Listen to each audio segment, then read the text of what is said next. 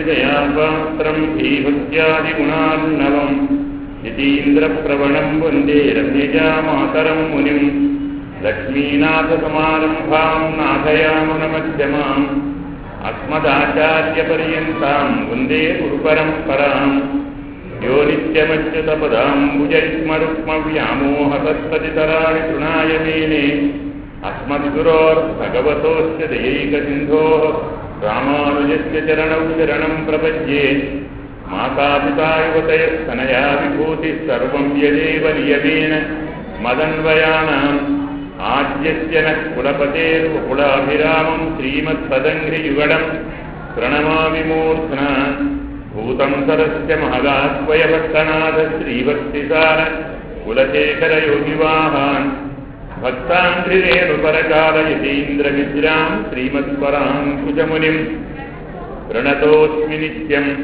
गुरुमुखमनधीत्य प्राह वेदानशेषान् नरपतिपरिक्लुप्तं शुल्कमादातु कामः श्रुतुरमरवन्द्यं रङ्गनाथस्य साक्षात् द्विजकुलतिलकन्तं विष्णुचित्तं नमामि नीलातुङ्गस्तनगिरितटी सुप्तमुद्बोध्य कृष्णं पाराद्यं त्वं ऋतजलसिद्धमध्यापयन्ति सोच्छिष्टायां सजनिगणितं या बलात्कृत्य भुङ्क्ते गोदा तस्यै नमैदमिदं भूयये वास्तु भूयः आण्डाळ் दिव्य तिरुवडिगळे शरणं कन्याभरणि सञ्जातं वादूलकुलभूषणं श्रीरङ्गार्य गुरोः पुत्रं षडगोपमहं भजे अस्मद्गुरुभ्यो नमः।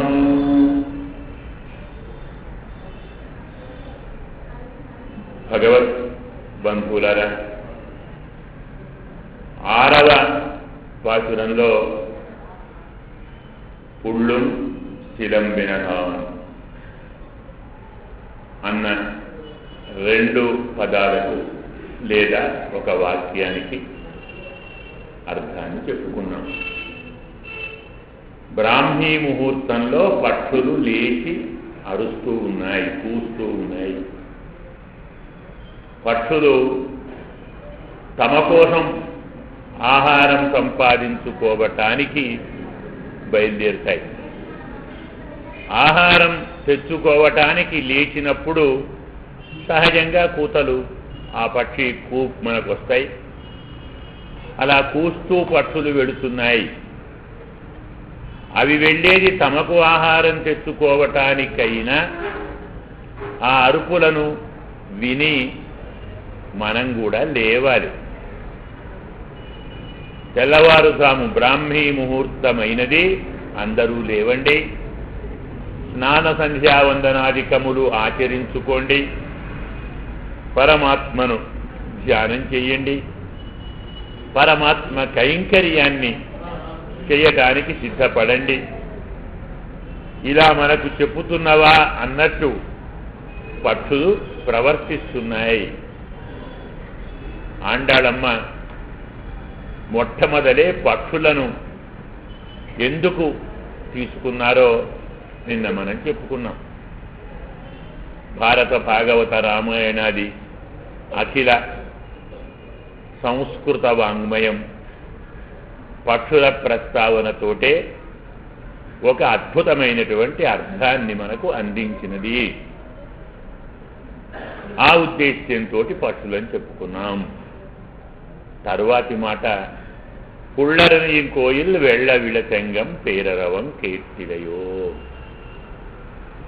పక్షులు అని చెప్పారు కాబట్టి ఆ పక్షులకు రాజు ఒక ఆయన ఉన్నాడు, గరుత్మంతుడు అంటారు. ఆ గరుత్మంతునికి నిర్వాహకుడు, అధినాయకుడు, అధిపతి శ్రీమన్నారాయణ. అతను ఉండేటువంటి ఆలయంలో తెల్లని పెద్ద శంఖము ధ్వని చేయుతున్నది. మీకు అది కూడా వినరాలేదా? రెండో మాట ఎందుకు చెప్పారు? మొదటి మాట సరిపోదా? పడుకొని ఉన్నటువంటి గోపికకు లేపుతున్న గోపికలు తెల్లవారినట్టు ఏవైనా కొన్ని గుర్తులు చెప్పాలి. ఎలా మీరు తెల్లవారిందని భావిస్తున్నారు? అంటే పక్షులన్నీ అరుస్తున్నాయి, లేచి వెళుతున్నాయి. తెల్లవారక ముందు పక్షులు లేవవు కదా, పక్షులు లేచి కూస్తున్నాయంటే తెల్లవారినట్టు కాదా అని ప్రశ్న. ఆమె ఏమంటుంది, పక్షులు పడుకుంటే కదా లేచేది, మీరు వాటిని పడుకోనిస్తే కదా. తెల్లవారు శ్రీకృష్ణ గోవింద హరే మురారి భజనలు కీర్తనలు కథలు చెప్పుకుంటూ అంతా కోలాహలం చేస్తుంటే అవి ఎక్కడ పడుకుంటాయి? నిద్రపోనివి లేచి అరుస్తున్నాయి అన్నమాట కుదరదు కదా. లేవటం అంటే నిద్రపోయి ఉండాలి. మీ అల్లరితో, మీ గోలతో, మీ కోలాహల ధ్వనితో అలాగే మేల్కొని ఉన్న పక్షులు అరవటం అనేది తెల్లవారటానికి గుర్తు కాదు. మరేదైనా చెప్పండి. అంటే గరుత్మంతుణ్ణి అధిష్ఠించి ఉండేటువంటి పరమాత్మ యొక్క దేవాలయంలో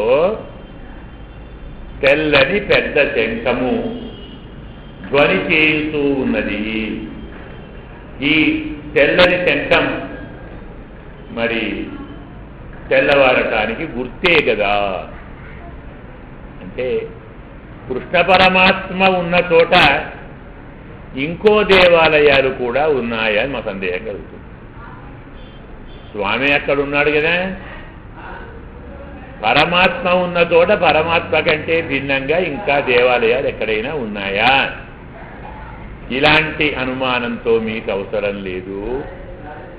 త్రేతాయుగంలో కూడా రామచంద్రుని పట్టాభిషేక సమయంలో సహపత్న్య విశాలాక్ష్య నారాయణముపాగమత్ అంటాడు వాల్మీకి. తెల్లవారితే పట్టాభిషేకం కాబట్టి ఈరోజు రాత్రి భార్యతో కలిసి ఉపవాసం ఉండి జాగరణ చేసి శ్రీమన్నారాయణుణ్ణి ఆరాధించాడు అని చెప్పాడు, వాల్మీకి చెప్పాడు. ఈ కార్యక్రమమును జరపమని దశరథ మహారాజు గారు వశిష్ఠ మహర్షికే విజ్ఞాపన చేశాడు. వశిష్ఠ మహర్షి దగ్గర ఉండి మరి ఈ వ్రత కార్యక్రమాన్ని పూర్తి చేయించాడు. మరి రామావతారంలో రాముడు ఉన్న అయోధ్యలో రాముని కంటే వేరే దేవాలయాలు ఉన్నప్పుడు కృష్ణావతారంలో మాత్రం ఎండుకునకూడదు. అందులో మనకు భాగవతం చెప్తుంది, భారతము చెప్తుంది.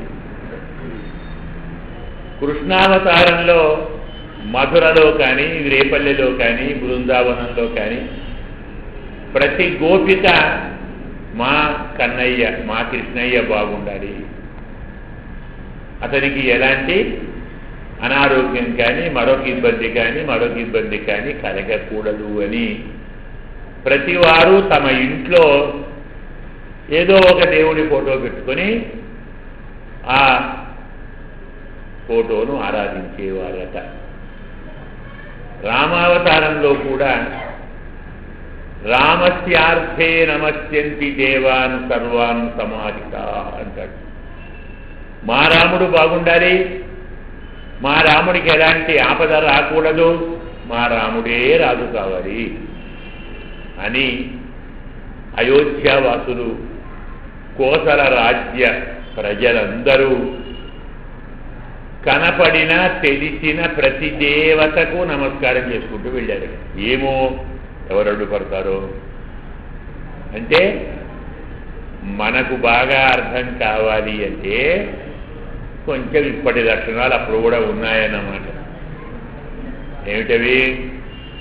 మనకిప్పుడు ఏం కనబడుతున్నాయి? అన్ని చోట్ల టెంపుల్స్ కాంప్లెక్స్ కనబడుతుంది కదా, టెంపుల్ కనబడదు. ఒక్క దేవాలయం ఎక్కడ ఉండదు.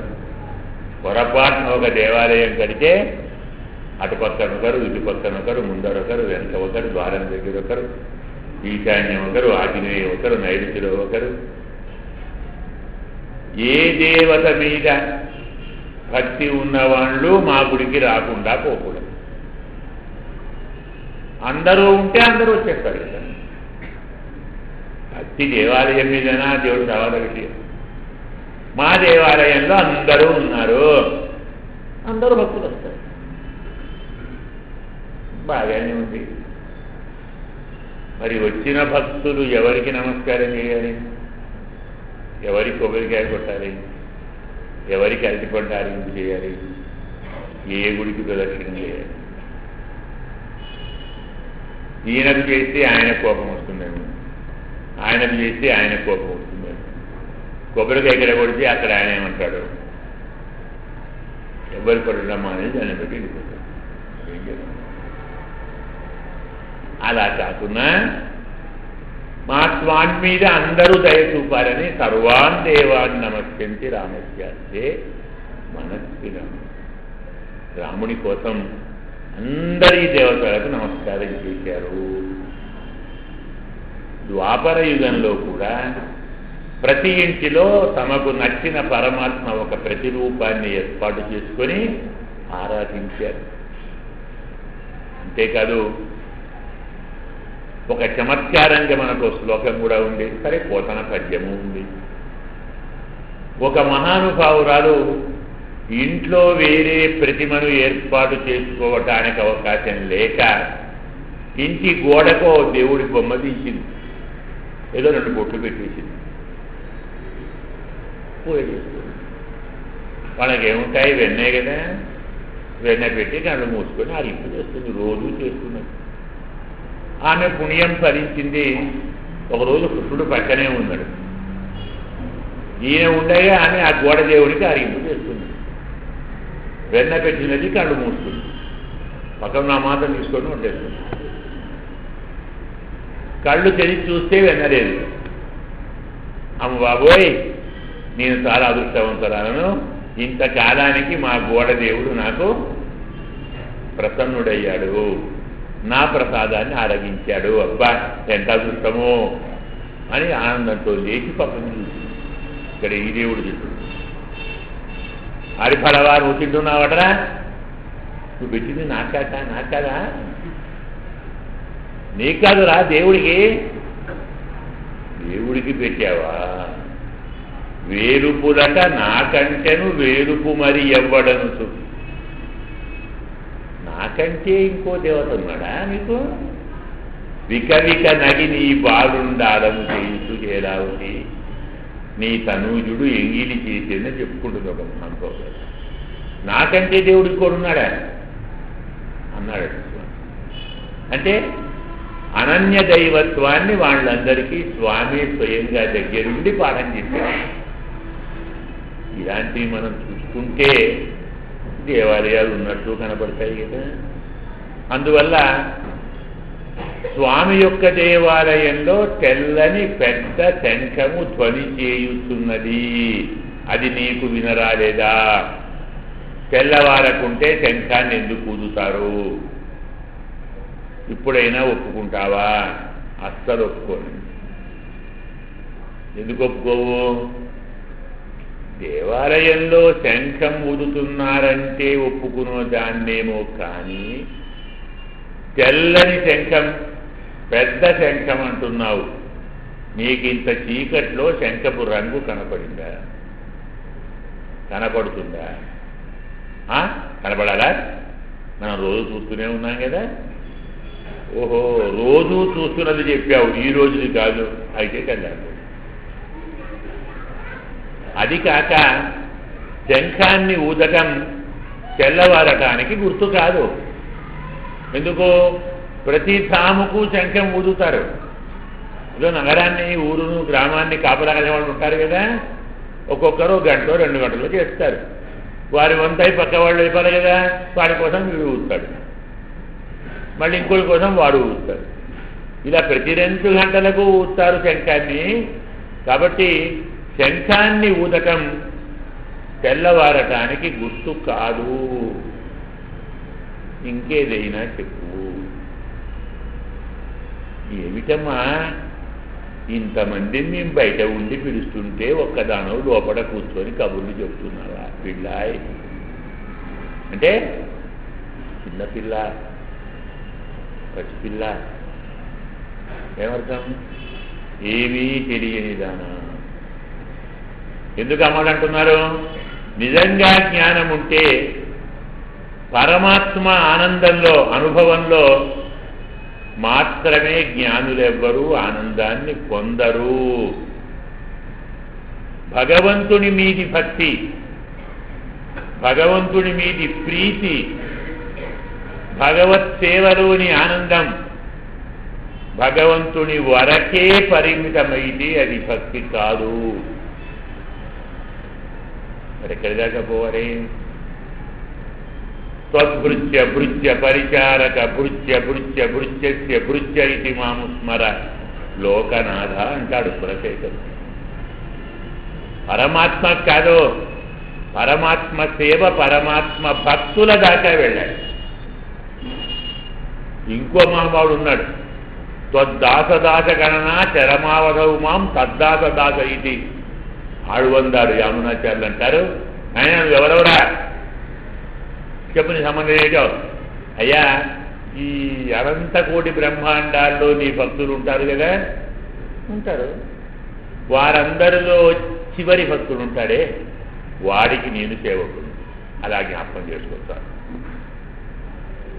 నీకు సేవకుడిని అని చెప్పకూడదు. మనకు పరమాత్మ మీద ఎంత గొప్ప భక్తి ఉన్నా నేను నీకు సేవకుణ్ణి కాదు, కాదు, నీ భక్తులకు సేవకుడు. పరమాత్మ తనకంటే తన భక్తుల కంటే తన భక్తుల మీద ఎక్కువ ప్రీతి ఉంటుంది. తెలుసా కారణం? ఆవు కానీ గేదె కానీ అప్పుడు పుట్టిన దూడ మీద ప్రేమ ఉంటుంది, అంతకుముందు దూడ మీద పొడిచి దూరంగా పంపు. ఇప్పుడు నవం పాత్రం అన్నట్టుగా కొత్తవారు కావాలి. దేని కొత్తవారు కావాలి? భగవంతుని సేవించటంలో విధానాన్ని అలవర్చుకున్న వారిని సేవించే కొత్తవారు కావాలి. స్వామి అంటాడు, మమ మద్భక్త భక్తేషు ప్రీతి అభ్యధికామత. నాకు ప్రీతి నా ఎందుకంటే నా భక్తుల ఎందు, నా భక్తుల ఎందుకంటే వారి భక్తుల ఎందు ప్రీతి అని శాస్త్రం. కాబట్టి ఎలా మనం ప్రవర్తించాలి? నిజంగా నీకు పరమాత్మ యందు అంత ప్రీతి ఉంటే మాతో కలిసి పరమాత్మను సేవించాలి. మొన్న చెప్పుకున్నా, జ్ఞాపకం ఉందనుకుంటాను, భోజనం అంటే మనందరికీ ప్రీతి, పంచభక్ష్య పరమాన్నాలంటే మరి కాస్త ప్రీతి అని మన ఇంట్లో మనమే వండుకొని మన ఒక్కళ్ళమే తిన్నామనుకోండి, ఎవరికి ఆనందం? నాయనా భోజనం చేశావా? చేశానండి. ఏం చేశావు? ఏమేమిటండి? ఎన్ని చేశాను? లడ్డూలు, బర్ఫీ, మైసూర్ పప్పు, జిలేబీ, పరమాన్నం, వడలు, పూరీలు, అలాగా అంత ముఖం పెట్టాను. ఇవన్నీ చేశావా అనడు. అలాగా వాడికి చిన్నదంతా పోయింది, జీరో. అదే నలుగురిని పిలిచి పెట్టి తాను తింటే, ఆహా ఏం భోజనం అండి, మహానుభావుడు, ఎంత కమ్మగా ఉంది కదా, అవును కమ్మగా ఉంది, బాగా ఉంది కదా, చాలా బాగా ఉంది. నలుగురు కలిసి అనుభవిస్తే ఆనందం. చిన్ని మా పొట్టకు తెలుసు కదా, అలా ఉంటే ఎవరికి లాభం? కాబట్టి తల్లి, నీకు పరమాత్మ యందు ఎంత ప్రీతి ఉన్నా నువ్వు ఒక్కదాను పరమాత్మను అనుభవించకూడదు, సేవించకూడదు. మాతో కలిసి సేవించు. అందరం కలిసి వెళదాం స్వామిని, అందరం ఆరగిద్దాం, ఆనందిద్దాం, సేవిద్దాం. కాబట్టి నీవింకా చిన్నపిల్లగా ఉన్నావా తల్లి? లేవమ్మా. ఏం చేయాలయ్యా? లేచి ఏం చేయాలి? లేపుతున్నారు, ఒకటే లేపుతున్నారు, ఏమిటి సమాచారం? అయ్యో తల్లి, నీకు తెలవదా? ఓ పెద్ద రాక్షసి వచ్చింది. రాక్షసిలాగా వస్తే మనం జాగ్రత్త పడేవాళ్ళం. చక్కని అమ్మాయిలాగా వచ్చింది, గోపికలాగా వచ్చేసింది ఆమె. అలాగా ఎలాంటి గోపికలాగా వచ్చేసింది? రేపల్లెలో ఉన్న వారందరిలో అంత అందగత్తే ఇంకో అమ్మాయి లేదు. సాక్షాత్తు నందుని ఇంటిలోకి ప్రవేశిస్తుంటే అక్కడి వారందరూ చూచి ఆమెను ఎవరు వద్దనలేదు. నువ్వెవరమ్మా అడగలేదు. ఎందుకు వస్తున్నావు, ఎక్కడికి పోతున్నావు, మా ఇంట్లో నీకేం పని అడిగే దిక్కే లేదు. తెలుసా కారణం ఏమిటో? లక్ష్మీదేవి వచ్చింది అనుకున్నాడు. ఆమె కాని పని ఇక్కడ, ఆమె ఆయన ఉన్నాడు కదా. ఎవరున్నారు? కృష్ణుడు లేడా? ఆయన ఎవరు? పరమాత్మే కదా, స్వామి కదా, నారాయణుడే కదా. మరి భర్త ఉంటే భార్య రాదా? తన భర్తను చూసుకోవటానికి ఆమె స్వయంగా వచ్చినదా ఏమి అనుకున్నారట. అంతటి దివ్యమైన తేజస్సు, అంతటి సౌందర్యము, అంతటి ప్రకాశము, ప్రభావము. ఈ వేషంతో వచ్చి ఏం చెయ్యాలనుకుంది? నిజంగా కృష్ణుణ్ణి సేవించాలనుకుందా? ఒప్పుకున్నామా? తన తనములలో విషం ఏర్పాటు చేసుకొని, నా తనుబాలు ఒక గుక్కెడు చిన్ని కుమార త్రావుము, నీ చెలువము సఫలమగును నీరజనయన. ఒక్క గుక్కెడు నా తనుపాలు తాగితే నీ జన్మ సఫలమవుతుంది అని. సఫలమయ్యేది ఆయన జన్మో ఆమె జన్మో తర్వాత కదా. విషం ఇచ్చేసిందండి. చక్కని గృహిణి రూపంలో, గోపకాంత రూపంలో వచ్చిన రాక్షసి తన స్తనములలో విషం పెట్టుకొని వచ్చి ఆ విషాన్ని మన కిట్టయ్యకు అందించింది. మన స్వామి ఆ విషాన్ని కూడా పాడలాగా ఆరగించాడు. ఆరగించి ఆమెను సంహరించాడు. ఇదంతా ఎప్పుడో అయిపోయింది కదా, ఇప్పుడెందుకు ముచ్చట? ఇలా చెప్పితేనన్నా పరిగెత్తుకొని లేచి వస్తావేమో అని మా బాధ. మా స్వామి కదా, మా స్వామికి ఆపద వచ్చిందని పరిగెత్తుకొని రామా మనం? అలా వస్తాం. ఆమెకంటే తెలిసి ఎప్పుడో జరిగిపోయింది కదా. పూతన మోక్షం, పూతన సంహారం, ఈ వృత్తాంతాన్ని చెప్పటం కృష్ణ పరమాత్మ యొక్క సర్వసమత్వం, భక్త వాత్సల్యాన్ని చెప్పేటువంటి ఘట్టం. పూతన పాలలోని విషాన్ని తాగిన స్వామికి ఏమైనా అపాయం జరిగిందా? ఏం కాలేదు. పోనీ ఏమైనా మందేసుకున్నాడా? వేసుకోలేదు. మరి విషం పనిచేయలేదా? పోతన చెప్తాడు, స్వామి నిలువెల్ల విషం, ఆ విషానికి ఈ విషయం ఏం చేస్తుంది? అవునండి, పరమాత్మంతా విషమేనట. నమ్ముదామా? నమ్మాలి, తప్పదు. ఎందుకంటే ఆయన వాహనం ఉంది. ఎవరాయనే? గరుత్మంతుడు కదా. ఆయన ఎవరికి శత్రువు?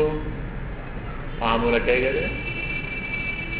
విషాన్ని దాచుకున్న పాములకు శత్రువైన గరుత్మంతుడి మీద పయనం చేస్తాడు.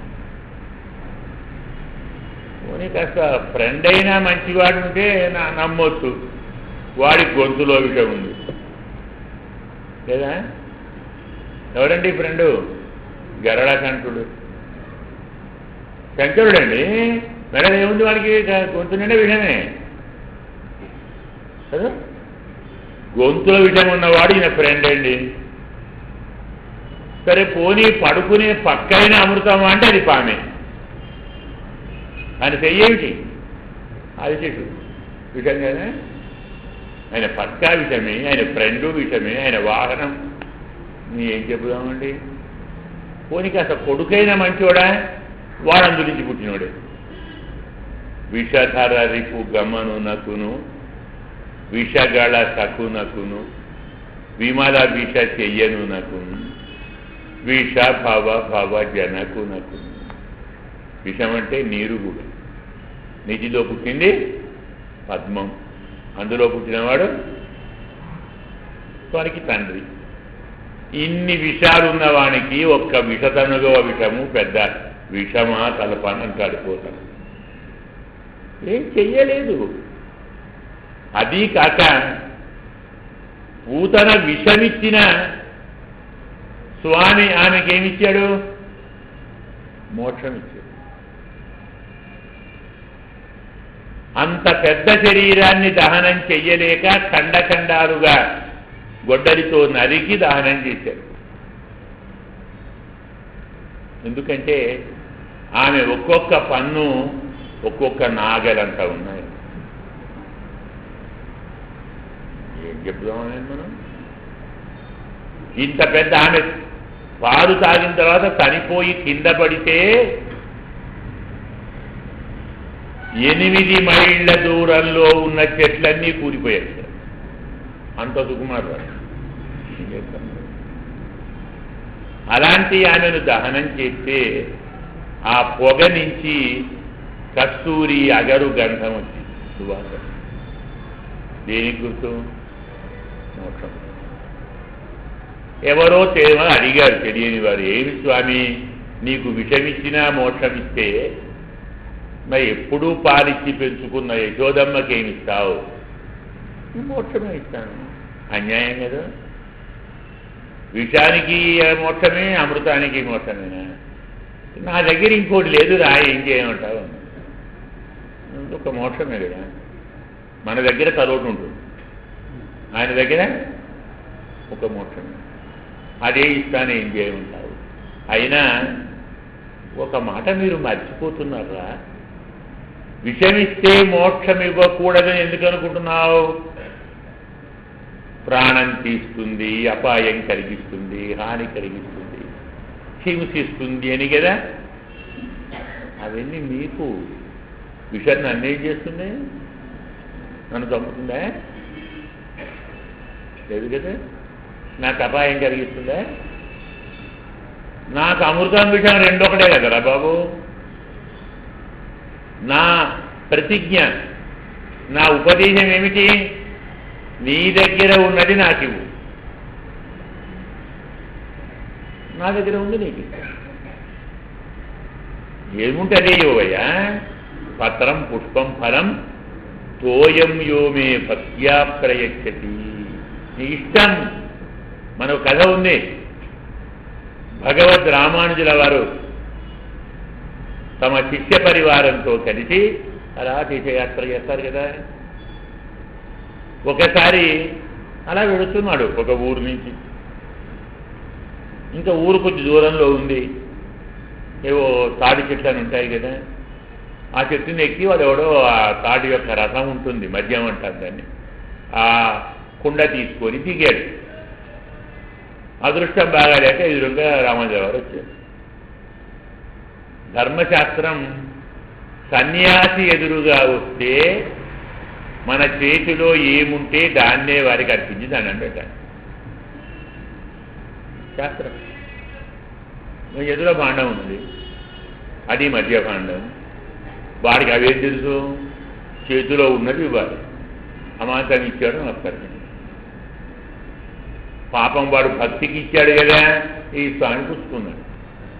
అందరి శిష్యుడు ఓహో రామానుజుల వారే మద్యపానం చేశారు, రేపటి నుంచి మనకు లైన్ క్లియర్ అనుకున్నాను. పాపం ఇంకొక 10 గజాల దూరం వెళ్ళాడు. అక్కడ సీసాన్ని కరిగించి పోస్తారే అది ఉంది. వాడు సీసాన్ని కరిగించి ఓ పాత్రలో పోచాడు. దాన్ని పట్టుకొని లేదపడ్డాడు. ఎదురుగా స్వామి వచ్చాడు. స్వామి అని ఇచ్చాడు. ఇటు అది కూడా తాగింది. పక్కన వాడు ఏం చేయాలి? ఏం చేద్దాం? రామానుజుల వారే మద్యం తాగారు కాబట్టి నేను కూడా తాగుతాను అనుకుంటే మరి రామానుజుల వారు సీసం కూడా తాగారు, నువ్వు తాగు. అమ్మా అదేదో దండి మాత్రం రెడీ. ఒప్పుకుందామా? రెండూ చేయగల వారికి నింద పొగడత లేవు. ఉపకారం లేదు, ఉపకారం లేదు. మనకు ఒకటే తెలుసు, రెండో తెలియదు. అందుకే మనం పెద్దలను అనుకరించను వద్దు, అవహేళన చేయదు. శాస్త్రం. నీ దగ్గర ఉంది నాకు ఇవ్వు అన్నాడు స్వామి. యత్కరోషి యదర్శనాసి యజ్జుహోషి దదాసి యత్ తపస్థితిక ఉంచేయ తత్పురుషమదర్శనం. పూతన దగ్గర ఏమున్నాయి? సనుబాలు విషంతో కలిపిన ఉన్నాయి, ఇచ్చేసింది. ఆమె ఏం పని చేసింది? తన దగ్గర ఉన్న వాటిని ఇచ్చినది. సంతోషం, మోటం ఇచ్చేసాను. పరమాత్మ ఎంతటి దయామయుడో, ఎంతటి వాత్సల్య స్వరూపుడో చెప్పిన ఘట్టం పూతన సంహారం. దీని తర్వాతది రెండోది కళ్ళచ్చగడం కలక్కడియ కాలోచి. ఒకనాడు స్వామి బోర్ల పడ్డాడు. మనం అంటాం కదా, బోర్ల పడితే ఏదో బొబ్బట్టు చేయాలి, అడుగులేసి అరిసెలు చేయాలి, ఏదో గొడవలు చేస్తారు. అలాగే బోర్ల పడ్డాడు. అదృష్టం బాగుండి ఆ బోర్ల పడ్డ నాడు ఆయన పుట్టిన నక్షత్రం అయింది. అంటే తిరు నక్షత్రం అంటారు. న్యాయంగా సాంప్రదాయంలో పుట్టిన రోజు కాదు, పుట్టిన నక్షత్రాన్ని చేసుకోవాలి. ఇక్కడ రోజులు మారుతాయి కదా, నక్షత్రాలు అవే ఉంటాయి, మారాలి. పుట్టిన నక్షత్రం చేయాలి. మనం రోజెందుకు చేస్తున్నాం? అప్రాచ్య సాంప్రదాయం అవలంబిస్తున్నాం. తెలుసు అప్రాచ్యం అంటే? పాశ్చాత్యం. వాళ్ళు ఏం చేస్తారు అనకూడదేమో కానీ అన్ని దినాలు చేస్తారు కదా. ఉపాధ్యాయుల దినం, తల్లి దినం, తండ్రి దినం, గురువు దినం, ప్రేమికుల దినం. డే అండి, అది ఏమంటాం? Fathers day, mothers day, teachers day, ఇంకేదో డే. దాన్ని జరిగితే ఏమవుతుంది? దినం అవుతుంది. వాళ్ళు ఏం చేస్తున్నట్టు? దినాలు చేస్తున్నట్ట, పండుగ చేస్తున్నట్ట. కర్మరా నాయన, అది మన సాంప్రదాయం కాదు. మనం నక్షత్రం చేయాలి, తిరు నక్షత్రం. అందుకే మన సాంప్రదాయంలో రామాంజుల వారి తిరు నక్షత్రం, పరాశరుల తిరు నక్షత్రం, వెంకటేశ్వర స్వామి నక్షత్రం, కన్యాశ్రవణ సంజాతం. తిథి వెనక ముందు కావచ్చు, నక్షత్రం మాత్రం ఉంటుంది సాంప్రదాయం. అందుకే పరమాత్మ పుట్టిన నక్షత్రం నాడే పరమాత్మ బోర్లపడ్డాడు. పండుగ చేయాలి. పండుగ అంటే ఏం చేద్దాం? మన చుట్టుపక్కల 50 మందిని పిలుచుకొని కమ్మ పదార్థాలని వండుకొని కబు నిండా తిని పడుకున్నామా? అదేనా పండుగ? సంస్కృతంలో పండుగని ఏమంటారు? ఉత్సవం. సవం అంటే యజ్ఞం. పూతు పెద్ద పెద్ద యజ్ఞం. పెద్ద యజ్ఞం ఏంటి? యజ్ఞం అంటే ఏమిటి? భగవంతుణ్ణి ఆరాధించే దాన్ని యజ్ఞం అంటారు. భగవంతుని భక్తుని ఆరాధించడం పెద్ద యజ్ఞం అంటారు. ఆరాధనానాం సర్వేషాం విష్ణోరారాధనం పరం. అందరు దేవతలను ఆరాధించుట కంటే శ్రీమన్నారాయణుని ఆరాధన శ్రేష్టము. తస్మాది పరం జ్ఞేయం తదీయారాధన. శ్రీమన్నారాయణుని ఆరాధన కంటే కూడా గొప్పది అతని భక్తులను ఆరాధించడం. కాబట్టి ఉత్సవం అంటే భాగవత తదీయారాధన. తాము తినడం కాదు, 10 మందికి పెట్టాలి. అది కూడా స్వామి భక్తులకు. అది బాగా తెలిసినవాడు కాబట్టి దేవతలకు, బ్రాహ్మణులకు, గోవులకు, బంధువులకు, దీనులకు, భిక్షుకులకు, రోగగ్రస్తులకు అందరినీ పిలిచాడు భోజనం. 5 లక్షల ఇళ్లలో ఉన్నవారు వారి ఎంతో చేశారండి. మరి ఇంతమందికి ఏ ఫంక్షన్ హాల్ పనికి వస్తుంది? సరిపోతున్నాయి? ఏం పనికి రాదు, లాభం లేదు కదా. అందుకే యమునా తీరం మొత్తం ఫంక్షన్ హాల్. అక్కడే బ్రహ్మాండంగా వంట వాళ్ళు వచ్చారు, కట్టెలేసారు, వంట చేస్తున్నారు, ఆవులను పూజిస్తున్నారు, బ్రాహ్మణులను పూజిస్తున్నారు, పుణ్యావతున్నారు, వగైరా వగైరా కార్యక్రమాలు వస్తున్నాయి, బ్రహ్మాండంగా జరుగుతున్నాయి, ఆరాధన జరుగుతుంది. మరి తాను కూడా కొంత పని చేయాలి కాబట్టి మన యశోదమ్మ కూడా పిల్లవాడికి పాలిచ్చి, మరి యమునా తీరంలో ఇల్లు దాకా ఎక్కడ ఉంటుంది? ఓ బండి కింద పడుకోబెట్టి, నిద్రపోయాడు పిల్లవాడు. ఓ బండి కింద పడుకోబెట్టి, నాన్న పిల్లవాడిని జాగ్రత్తలు చూడండిరా, లేచి ఏడిస్తే నన్ను పిల్లవాడి వస్తాను, నీళ్ళకి పోతున్నాను అని కుండ తీసుకొని నీళ్ళకి వెళ్ళింది. ఆమె అటు వెళ్ళిన 5 నిమిషాలు వీళ్ళు లేచాడు. నిద్రపోతే కదా లేవటానికి. లేచిన పాప ఏం చేస్తారు? ఒళ్ళెరుచుకుంటారు, కాళ్ళు చేతులు అటు ఇటు ఆడిస్తాడు కదా, అలాగే చేతులు ఆడించి కాళ్ళు ఆడించాడు. పూర్వ ఎడవకాల కాస్త పైకి లేచింది, అది కాస్త బండికి తగిలింది, అమాంతం లేచి పైన పైకి మొత్తం చూడడం పొడి పొడి పెద్ద తప్పుడు. ఏమైంది అంటే బండి ఎట్లా పడిపోయింది? అమ్మ మీ పిల్లవాడే కాలుతో తన్నాడు, అది కింద పడింది. నమ్ముతారండి? 3 నెలల పిల్లవాడు కాలుతో తంటే బండి పడుతుంది, ఆవిడ పిచ్చి కానీ అనుకున్నారు. పరమాత్మ శక్తి తెలియని గోపాలులు నమ్మలేదు అంటాడు శాస్త్రకారుడు. ఇలా శకటాసుర సంహారం రెండవది. ఇందులో మనకు ప్రధానమైన సందేశం లేదా ఉపదేశం, ఈ దృశ్యాన్ని చూసిన మనము కొంచెం జాగ్రత్తగా ఆలోచిస్తే మనకు చాలా ఆనందం కలుగుతుంది. ఎందుకు? ఇప్పటి వరకు పరమాత్మ పాదము మనకు మాత్రమే రక్షకము అనుకున్నాము, కానీ ఇప్పుడు పరమాత్మ పాదం పరమాత్మను కూడా కాపాడుతుందని తెలుస్తుంది. చాలా గొప్పది కదా. మనల్ని కాపాడితే వించేం లేదు. ఇప్పుడు పరమాత్మ ఎవరు కాపాడారు? మనం కాలే, కాలు పై కంటే వాడు తట్టింది. స్వామి నీ పాదం నీకు కూడా రక్షక మీద ఆనందించారు. ఇలా పూతన సంహారం, శకటాసుర సంహారం ఈ 2 చెప్పితేనన్నా లేస్తుందేమో అనుకున్నారు బయట వాళ్ళు. ఇవన్నీ పాత ముచ్చటలు ఇప్పుడు ఎందుకు చెప్తారు?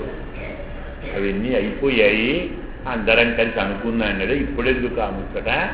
మనం ఎక్కడున్నాం? తెల్లవారినట్టు నిరూపించమని అడిగాను, గుర్తు చెప్పండి. అంతే తప్ప పూతనను చంపాడు, శకటాసురుడికి ఇవన్నీ ఎందుకు ముచ్చటలు అంటే మరి ఇంకేం చెయ్యాలి? వేళ్లత్తరవిల్ துயரமறந்த வித்தனை உள்ளத்துக்கொண்டு முனிவர்களும் யோகிகளும் வெள்ளையெழுந்த அரியன்ன பேரரవం உள்ளம் புகுந்து కుడిలింది. వీటన్నిటికంటే పరమభక్తాగ్రేసరులు హరి హరి హరి అని స్వామి యొక్క నామాన్ని కీర్తించుకుంటూ వీధిలో వెళుతున్నారు. మనం ఇప్పుడు మర్చిపోయామేమో కానీ పాత రోజుల్లో ప్రభాత పేరి ఓ కార్యక్రమం ఉండేది. పిల్లలకి ఎవరికి తెలియదు, కాస్త పెద్దవాళ్లకు అనుభవం ఉన్న వాళ్లకు తెలుస్తుంది. తెల్లవారుజామున 4:30కు 50 మందో 100 మందో 20 మందో స్నానం సంధ్యావందనం అనుష్ఠానం పూర్తి చేసుకొని ప్రతి వీధి విష్ణు సహస్రనామమో ముకుందమాలో ఆళ్వందాస్తవమో రంగరాజస్తవమో వరదరాజస్తవమో చదువుకుంటూ 4 వీధులు తిరిగేవారు ఊళ్ళలో. అది విని అగో ప్రభాత పేరు అందరు వస్తున్నారు, మనం పడుకుంటే మర్యాద కాదు, సమాంతరం లేచి భగవాన్ని పని చేసుకొని స్నానం చేసి పోయి ఆ గోష్ఠిలో కలిసేవారు. 5గురు కలిసి బయలుదేరితే ముగిసే నాటికి అంటే ముగిసే సమయానికి 500 మంది అయ్యారు. అందరూ మేము రావాలి రావడం మన కోసం, వాళ్ళ కోసం కాదు. ప్రతిరోజు సూర్యోదయం కంటే ముందు మొత్తం అన్ని వీధులు 500 మంది పరమాత్మ నామ సంకీర్తనం చేస్తూ తిరుగుతుంటే ఇంకా ఆ ఊరికి ప్రమాదాలు ఉంటాయండి? కరువు కాటకాలు ఉంటాయా? రోగాలు ఉంటాయా? దొంగలు ఉంటాయా? ఇది లెక్క. ఆ రీతిలో ఎలాంటి వారు? ఉళ్ళొత్తుకొండు మునివరుగళం యోగిగళం, ఇద్దరున్నారట. ఒకరు మునులు, మరి ఒకరు యోగులు. మునులంటే మననం చేసే వాళ్ళను మునులు అంటాం, ధ్యానం చేసేవారిని యోగులు అంటాం. అంటే కైంకర్య నిష్ఠులు, గుణనిష్ఠులు అని వ్యాఖ్యానం. పరమాత్మ సేవ చేయకుండా మేం బతకలేము అనేటువంటి వాళ్ళు ఉన్నారే, వాళ్ళను మునులు అంటారు. పరమాత్మ ఎక్కడుంటే మాకేమి, ఆయన గుణాలను ధ్యానం చేస్తాం అనేవాళ్ళు. ఇలా మునులు యోగులు ఉన్నారు. రెండిటికి తేడా ఏమిటి? మనకు బాగా అర్థం కావాలంటే లక్ష్మణస్వామి, భరతస్వామి. అర్థమైందే? లక్ష్మణస్వామి రాముడు నీవు ఇక్కడే ఉండవయ్యా, ఎంత 14 ఏళ్లే కదా, ఇలా వెళ్ళి అలా వస్తాను, మీ అమ్మను మా అమ్మను చూసుకుంటూ జాగ్రత్తగా ఉండు. ఏమన్నాడు? ఏమయ్యా, నేను మొదలే అడిగాను కదా వస్తానని, అప్పుడు ఒప్పుకున్నావా లేదా? ఒప్పుకున్నాను. ఒక్కడ ఉంటే ఒప్పుకున్నావా? వదిలమ్మ దగ్గరికి పోయి బయటికి రాగానే ఇక్కడ ఉండమంటున్నావా? ఏంటి కారణం? నేను నా కోసం అనేది నీ కోసం ఉన్నాను కదయ్యా, నిన్ను సేవిస్తానని చెప్పాను కదా. ఇంకో మాట చెప్పనా? నేను కానీ సీత కానీ నీవు లేకుండా నీళ్లు నుంచి బయటపడ్డ చేపల్లాగా అయిపోతాము.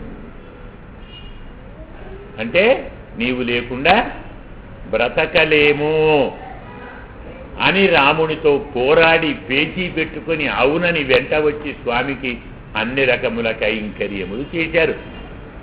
ఇక భరతుడు, నాయనా భరత, నీవు అయోధ్యలోనే ఉండు 14 ఏళ్ళు, నేను వచ్చేదాకా నీవే నా వంతు పరిపాలన చెయ్యి. అయ్యా చిత్తం అన్నాడు. స్వామి యొక్క ఆజ్ఞను తరదాల్చాడు. పరమాత్మ ఎదురుగా లేకున్నా పరమాత్మ గుణాలను అనుసంధానం చేస్తూ కాలం గడిపాడు. ఇలా కొందరు మునులు, మరికొందరు యోగులు. వీళ్ళంతా ఎలాంటి వాళ్ళు? వైకుంఠాన్ని విడిచిపెట్టి క్షీరసాగరంలో తెల్లని శేషశయ్య మీద మెల్లగా పడుకొని ఉన్న జగత్కారణభూతుడైన పరమాత్మను హృదయంలో దాచుకున్నాడు. పరమాత్మ పడుకున్నాడు ఎక్కడ? ఆదిశేషుడి మీద. ఎలాంటి ఆదిశేషుడు? తెల్లగా ఒక్క తెల్లగానేనా? పక్క మనం చెయ్యి అంటాం చూడండి, ఈ చెయ్యి 5 రకాలు ఉంటుంది, 5 రకాలు ఉండాలి. సరే, మన చెయ్యలు ఎప్పుడు లేచి బయటికి పోదామని భయపడుతుంది కదా. తెల్లగా ఉండాలి, చల్లగా ఉండాలి, మెత్తగా ఉండాలి, ఎత్తుగా ఉండాలి, విశాలంగా ఉండాలి. మెత్తన్న పంచ చెయ్యని తిని నేరేది వరకు ముందు వస్తుంది తిరుప్పావులోనే. ఈ 5 స్వామి యొక్క చెయ్యి సరిపోతుంది. ఆదిశేషుడు తెల్లగా ఉంటాడు, చల్లగా ఉంటాడు, చాలా ఎత్తుగా ఉంటాడు, చాలా మెత్తగా ఉంటాడు, విశాలంగా. అంత పెద్ద పరమాత్మ యథా బుద్ధి హాయిగా ఎటు పోలినా సరిపోయేంత పెద్దగా ఉంటుంది కదా. అలాంటి చెయ్య మీద కూడా అటు ఇటు పొర్లకుండా కదలకుండా అతి జాగ్రత్తగా మెల్లగా పడుకున్నాడు. ఎందుకు పడుకోవాలి మెల్లగా? పొలరాదా? మరి పక్కన ప్రియురాలు లక్ష్మి ఉంది, కాస్త సరసం ఆడొచ్చు కదా. అలాంటివి ఏవీ లేవు. ఎందుకు లేవు? తాము ఈ పనిలో ఉంటే ఎవరైనా భక్తులు పిలిస్తే వినొస్తుందా? భక్తుల పిలుపు వినరావటానికి మెల్లగా పడుతున్నాడు. అమ్మవారికి కూడా నోచాను. స్వామి పుట్టబడి చూస్తున్నాడు. భక్తపరాధీనుడు, భక్తజన వత్సలుడు. అలాంటి స్వామిని హృదయంలో పెట్టుకొని హరి హరి హరి అనేటువంటి నాదం మా హృదయంలో ప్రవేశం మనం చల్లబరిచింది. అది నీకు వినరాలేదా? ఈ గుర్తులు సరిపోవా అని చేశాడు. అంటే మనం ఒక అర్థం చెప్పుకున్న వాళ్ళం అయ్యాం. ఇందులో ప్రధానంగా చెప్పుకోవలసినటువంటిది పక్షులంటే ఏమిటి? పక్షులు లేచి అరుస్తున్నాయని అమ్మవారు అన్నిటి వదిలిపెట్టి పక్షులను ఎందుకు తీసుకున్నారు? వ్యంగ్యార్థంలో, స్వాపదేశంలో పక్షులంటే గురువులు, జ్ఞానులు, ఆచార్యులు. అదేమర్థం అంటారా? పక్షులు ఏం చేస్తాయి? ఉభాభ్యామేవ పక్షాభ్యాం యథాస్థే పక్షిణాంగతి. పక్షులు 2 రెక్కలతో ఆకాశంలో వెళ్తాయి. గురువుగారు కూడా 2 రెక్కలలో ఆకాశంలో ఎగురుతారు. ఉన్నాయా రెక్కలు గురువుగారికి? హాయిగా ఉన్నాయండి అంటున్నాడు. ఏమిటా రెక్కలు? ఒకటి జ్ఞానము, రెండోది అనుష్ఠానం. ఈ 2లో ఏ ఒక్కటి లేకున్నా మన పాయింట్ 0. జ్ఞానం భార క్రియాం వినా అంటుంది శాస్త్రం. ఆచరణ లేని జ్ఞానం పనికిరాదు. అయ్యా అబద్ధం ఆడవద్దు, మర్చిపోకండి, మీ వరకే మాకు కాదు అన్నాం అనుకోండి, ఎలా ఉంటుంది? పరోపదేశే పాండిత్యం అంటే చెప్తే చెప్పకుంటే జ్ఞానం వలనే ప్రయోజనం కాదు, అనుష్ఠానం కూడా చెయ్యాలి. తెలిసిన దాన్ని ఆచరించాలండి. అబద్ధాలు ఆడొద్దు అని చెప్పడం కాదు, తానాడొద్దు. పరహింస చేయొద్దు, తాను మానాలి. అలాగే నసురాం పిబేత్, మద్యపానం చెయ్యొద్దు, మీకే నాకు కాదు అంటే జీరో. నపరదారాన్ గచ్చేత్ నకళంజం భక్షయేత్ అని చెప్పుకున్నాం కదండి. శాస్త్రాలు పరస్త్రీని ఆశించకూడదు, పరుల ద్రవ్యాన్ని ఆశించకూడదు, పరులని హింసించకూడదు, అబద్ధం ఆడకూడదు, ఇలాగో నియమాలు ఉన్నాయి. ఇవన్నీ నాకు తెలుసు, మీకు మాత్రం చెప్తాను, నేను చెయ్యను. లాభం లేదే. ఆచార్యుల వారు అంటే తెలియాలి, తెలిసిన దాన్ని చెయ్యాలి. ఒక రెక్క జ్ఞానము, రెండో రెక్క అనుష్ఠానం. జ్ఞానానుష్ఠానములనే రెండు రెక్కలతో ఆకాశంలో, అదేమిటి ఆకాశం అంటే ఆసమంతాత్ కాశతే ఇది ఆకాశం, అంతటా ప్రకాశించేదాన్ని ఆకాశం అంటారు. ఆకాశం లేనిది ఎక్కడ చెప్పండి? అంతటా ఉంది కదా. ఇలా అంతటా ఉన్నవారెవరు? పరమాత్మ. జ్ఞానానుష్ఠానములతో పరమాత్మలో సంచరించే పట్టుడు ఆచార్యుడు. మామూలుగా రెండు రెక్కలతో ఆకాశంలో తిరిగేవి పట్టులైతే, జ్ఞాన అనుష్ఠానములతో పరమాత్మలో విహరించేవారు గురువులు. పుళ్ళుం చిరంబిన, జ్ఞానానుష్ఠానము గల ఆచార్యులు ఏం మాట్లాడతారు? జిహ్వే తీర్థయ కేశవం మురరిపుం చేతో భజ శ్రీధరం పాణిద్వంద్వ సమస్యయ అచ్యుత కథా శ్రోత్రద్వయం త్వం శృణు. మనకు పరమాత్మ ఇచ్చిన అవయవాలను ఎలా వాడుకోవాలో గురువు గారు చెప్తారు. నాలుక ఇచ్చినది అవాకులు చెవాకులు మాట్లాడడానికి కాదు, తినకూడని పదార్థాలన్నీ తినటానికి కాదు. ఇవే కీర్తయ కేశవం, నాలుక ఉన్నది పరమాత్మను కీర్తించు, పరమాత్మకు నివేదించినటువంటి పదార్థాన్ని ఆరగించు, మనస్సుతో పరమాత్మను ధ్యానించు, కనులతో పరమాత్మను చూడు, చెవులతో పరమాత్మ కథలు విను, చేతులతో పరమాత్మను పూజించు, కాళ్లతో పరమాత్మ ఆలయానికి వెళ్ళు. నీకు ఇచ్చిన అవయవాలు అందుకు. అందుకే అంటాడు కమలాక్షు నర్చించు కరములు కరములు, శ్రీనాథు వర్ణించు జిహ్వ జిహ్వ. మన సంస్కృతం తెలుగు చదువుకున్నాక చెప్పి సురరక్షకుని చూచు చూర్కులు చూర్కులు, శేషశాయికి ముక్కు శిరము శిరము. ఇంతేకాదు కంజాక్షునకు గాని కాయంబు కాయమే, పవన కుంభిత చర్మ భస్త్రిగాక, పరమేశు పొగడని వక్రంబు వక్రమే, ఢమఢమధ్వని తోడి ఢక్కగాక. పాపం పోతన కాస్త మర్యాదగా ఢక్క అన్నాడు. భగవంతుణ్ణి పొగడని నోరు ఢమఢమా మోగేటువంటి ఒక ఢక్క అన్నాడు. కొంచెం మర్యాద. వ్యాస భగవానుడికి మొహమాట లేదు. దార్దురికేవ జిహ్వా అంటాడు వ్యాసుడు. దార్దురిక అంటే ఏమిటి మనకే తెలుసు, తెలుగు మర్చిపోయాం, సంస్కృతం రాదు. మరి ఏం చేద్దాం అర్థాన్ని? దార్దురిక అంటే దార్దురిక మండూక జిహ్వ అని వ్యాఖ్యానం. కప్ప నాలుకను దార్దురిక అంటారు. భగవంతుని నామాన్ని కీర్తించని నాలుక కప్ప నాలుక. కప్ప నాలుక ఏంటి? కప్ప నాలుక ఏం చేస్తుంది? బెక బెక బెక బెక అంటారు. ఏం చేస్తాం దానికి? మనంగా అనుకున్నాం.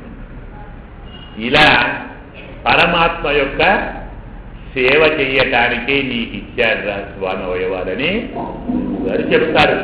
ఇది పుళ్ళుం సిలంబిన పుళ్ళరయిన్ కోయిల్ వెళ్ళవిడ చెంగం పేరరవం కేట్టిడయో. తరువాతి మాట దేవాలయంలోని తెల్లని శంఖము. శంఖం అంటే ఏమిటి? ప్రణవ శంఖ అని శాస్త్రం. శంఖం అంటే ఓంకారం, ప్రణవం. ఓంకారం ఏం చెప్తుంది? శంఖము యొక్క ధ్వని అని లేదు, శంఖము యొక్క పెద్ద ధ్వని. మొదలు ధ్వని చెప్పుకుందాం. శంఖం ఏమంటుంది? ప్రణవం ఏమంటుంది? ప్రణవం అంటే అకార ఉకార మకారాలు కదా. అకారానికి అర్థం పరమాత్మ, మకారానికి అర్థం జీవాత్మ, ఉకారానికి అర్థం జీవాత్మ పరమాత్మకు చెందినవాడే, పరమాత్మ భక్తుడే, పరమాత్మ దాసుడే. జీవాత్మ పరమాత్మ దాసుడే అని ఓంకారానికి అర్థం, అంటే శంఖము యొక్క అర్థం కదా. దాని పెద్ద ధ్వని అంటే దానికి ధ్వని కావాలి. జీవాత్మ పరమాత్మకు దాసునేటువంటిది మామూలు ధ్వని. పెద్ద ధ్వని ఏంటి? జీవాత్మ పరమాత్మ భక్తులకు దాసుడు. భగవత్ శేషత్వం ధ్వని అయితే భాగవత శేషత్వం పెద్ద ధ్వని. అది తెలుసుకోలేదా? హరే కృష్ణ హరే రామ అనుకుంటూ కూర్చుంటే సరిపోదు, అలా అనేటువంటి భక్తులకు స్వాగతం చెప్పాలి, పిలుచుకొని రావాలి, వారిని మనం సేవించాలి. తెలియదా? భగవత్ శేషత్వం భాగవత పర్యంతం వెళ్ళకుంటే నీ భక్తి జీరో. తెలియదా? తరువాత పూతన యొక్క మోక్షాన్ని చెప్పాడు. అది మనకు ఏ అర్థాన్ని చెప్తుంది? పూతన బుద్ధిగా సంస్కృతం కాస్త రావాలి, కాస్త అర్థం కూడా తెలిస్తే మరీ ఆనందం. పూతన విడదీతమా? పూతన. పూతం అంటే పవిత్రం, నా అంటే కాదు, పవిత్రమైనది కాదు. పవిత్రమైనది కాదు ఎందుకు చెప్పారండి? చూసిన వారు పవిత్రమేనేమో అనుకోనే ప్రమాదం ఉంటే కదా. నాయన అది పాము కాదురా తాడు ఎప్పుడు చెప్తాం మనం అన్నమాట. చీకట్లో తాడు నుంచి పాము ప్రమాదం ఉంది కదా. అది నానా పిచ్చివాడ తాడురా పాము కాదు, అవకాశం ఉంటేనే అంటాం. పవిత్రం కాదు అంటే పవిత్రం అనుకునే ప్రమాదం ఉంది. మనతోటి ఉండి మనను పక్కదారి పట్టించేటువంటి ఒక చమత్కారమైన పదార్థం ఉంది. మరికొంచెం లోతుగా జాగ్రత్తగా ఆలోచిస్తే రామావతారంలో రాముడు మొదలు ఎవరిని చంపాడు? తాతకనే కదా అమ్మాయి. కృష్ణావతారంలో కృష్ణుడు ఎవరిని చంపాడు? అమ్మాయి. ఇంత పురుషజాతి అహంకారం అండి. ఈ మగవాళ్లకు ఆడవాళ్ళంటే పడదు, ప్రతివాడు మమ్మల్నే చంపుతాడు అని అమ్మనంతా మనం దాడి చేస్తారు. కానీ అసలు రహస్యం ఏంటంటే స్త్రీ అంటే ప్రకృతి. మనకి ఇద్దరున్నారు కదా, ప్రకృతి పురుషుడు. ప్రకృతి నిరంతరం పురుషుణ్ణి ఆకర్షించి తన వశం చేసుకుంటుంది. చక్కని పూలు, కమ్మరి వాసనతో ఉన్న పండ్లు, ఇంకేమిటో ఇవన్నీ చూపి వశం చేసుకుంటుంది. ప్రకృతిని మనం గెలవాలంటే మన వల్ల కాదు, పరమాత్మే గెలవాలి. ప్రకృతికి స్త్రీ కాబట్టి స్త్రీకి ఏముంటాయి? 2 స్తనాలు ఉంటాయి. ఈ స్తనములు ఏం చేస్తాయి? పురుషుణ్ణి ఆకర్షిస్తాయి కదా. మరి ప్రకృతికి 2 స్తనాలు ఏమిటి? ఒకటి అహంకారం, రెండవది మమకారం. ఈ స్తనములు అంటే అహంకార మమకారములకు లొంగని వాడు ఉన్నాడు ఎవడైనా? మాట్లాడితే నేను, కాకుంటే నాది. మనకు మూడో మాట రాదు కదా. ఈశ్వరోహం అహం భోగి సిద్ధోహం బలవాన్ సుఖీ యక్షి దాస్యామి మోదిష్యే ఇత్యజ్ఞాన విమోహిత అంటాడు గీతాచార్యుడు. ఒక స్థనం అహంకారం, రెండో స్థనం మమకారం. ఈ స్థనములలో ఉన్న విషం ఏమిటి? విషం కావాలి కదా. అది విషం కాదు, విషయములు. విషయములు అంటే 6 ఉన్నాయి. శబ్ద స్పర్శ రూప రస గంధములు అంటాం. మనకున్నటువంటి 5 ఇంద్రియములతో అనుభవిస్తాం కదా. చెవితో శబ్దాన్ని వింటాం, కన్నుతో రూపాన్ని చూస్తాం, నాసికతో వాసన చూస్తాం కదా, నాలుకతో మాట్లాడుతాం, అలాగే శరీరంతో స్పర్శ చేస్తాం. శబ్ద స్పర్శ రూప రసగంధములు రుచి చూస్తామన్నా ఇవి విషయములు. ఇదే విషం. మనిషికి మమకారం దేనికండి? నేను బాగుంది. కొంచెం జాగ్రత్తగా ఆలోచించండి. నేను సంతోషం. నెక్స్ట్ నాది. ఏమిటి నీది? భార్య నాది, పిల్లలు నావారు, ఇల్లు నాది, ధాన్యం నాది, ఆహారం నాది, పువ్వు నాది, పండు నాది. ఎందుకు ఇవన్నీ నీవి? ఆ పువ్వు వాసన చూడాలి, ఆ పండు రుచి చూడాలి, ఆ గాలిని స్పృశించాలి కదా, ఆ పిల్లలను ఆలింగనం చేసుకోవాలి. ఇవే వీటిని విషయాలు అంటారు. మమకారం లేని వాడికి విషయాలోచన ఉండదు కదా, అవునా? కాబట్టి రెండు స్థనములు అంటే అహంకారం, మమకారం. అందులోని విషము అంటే విషయములు. విషం ప్రమాదమా, విషయములు ప్రమాదమా? విషయములే ప్రమాదం. ఎందుకో విషం తాగిన వాడినే చంపుతుంది, విషయం తలచినా చంపుతుంది. ఫలానా అమ్మాయి అతిలోక సుందరి, రంభ, ఊర్వశి, మేనక, నేను ఆమె లేని బతకలేను, ఆమె ఎక్కడో అమెరికాలో ఉంటుంది, వీడు ఆస్ట్రేలియా ఉంటాడు, ఆ అమ్మాయి తలుచుకుంటూ పోతాడు. అమెరికా కాదు, పైకే పోతాడు. తలిస్తే చస్తారండి. విషం తాగితే చస్తారు, విషయాలు తలిస్తే చస్తారు కదా. ఇదండి పూతన స్తనములు, విషము. ఆ విషం మనం తాగితే చస్తాం, ఆ విషం స్వామికిద్దాం. అంటే ఆ విషయాలు స్వామికిద్దాం. అర్థమైందే? స్వామి పేర్లే విందామండి, అవే విషయాలు. స్వామి రూపాన్ని చూతాము, స్వామి తులసి గంధాన్ని వాసన చూతాం, స్వామి ప్రసాదాన్ని రుచి చూతాం, స్వామి భక్తులను, స్వామి యొక్క వస్తువులను స్పృశించి ఆనందించాం. ఏమొస్తుంది? మోక్షం. ఇదండి పూతన సంహారం. మరొకటి శకటాసుర సంహారం. వాడేవాడు మధ్యన. శకటం అంటే ఏమిటి? బండి అంటే రథం. కొంచెం వేదం చదువుకుంటే ఆత్మానం రచనం విద్ధి శరీరం రథయేవచ. రథం అంటే శరీరం, బండి. మన శరీరమే బండి అండి. ఎందుకు బండి? బండిని ఏమంటారు? శకటం. అంటే ఏమిటి? శం కటయతి. శం అంటే సుఖాన్ని, సంతోషాన్ని. కటయతి అంటే మీ భాషలో కట్ చేస్తుంది. మన ఇంగ్లీష్లో కట్ అంటాం కదా, అది ఇంగ్లీష్ కాదు, సంస్కృతం. కటచ్చేదనే ధాతు. ఇంగ్లీషు భాష అంటున్నారు కానీ దాని వంటి పదాలు ఏమైనా ఉన్నాయండి? నీ భాష వాడి దగ్గర కొన్ని, వీడి దగ్గర కొన్ని, కొన్ని జర్మనీ, కొన్ని ఫ్రెంచి, కొన్ని సంస్కృతం, కొన్ని తెలుగు, కొన్ని ఉర్దూ తీసుకొని పడిచి నా భాష అన్నాడు. కదంబం అంటాం. ఆంగ్లం అంటే ఏమిటి? ఒక కవి చెప్పాడు, ఇదంతా కదంబం అన్నాడు. అంటే ఎవరు వచ్చి 4 రోజులు ఉంటే, పోయి వాళ్ళు వచ్చి ఎవరి దగ్గర ఉంటే ఆ పాట తీసుకున్నాడు. కటయతి కదా. కాబట్టి శం కటయతి, సుఖాన్ని కట్ చేసేది. ఆలోచించండి, నిజంగా ఎవరైనా శరీరంతో సుఖాన్ని పొందారండి? ఎప్పుడైనా అమ్మ బాబో ఇది లేకుంటే బాగుండేది, పుట్టినప్పుడు చచ్చేదాకా అన్ని బాధలండి కదా. ఒకడు అన్నాడు చమత్కారంగా, అబ్బా బాగా కాడు నొప్పులు ఉన్నాయండి అని. ఏం బాధపడతారా? కాడు తీసేయండి. బాగుంది.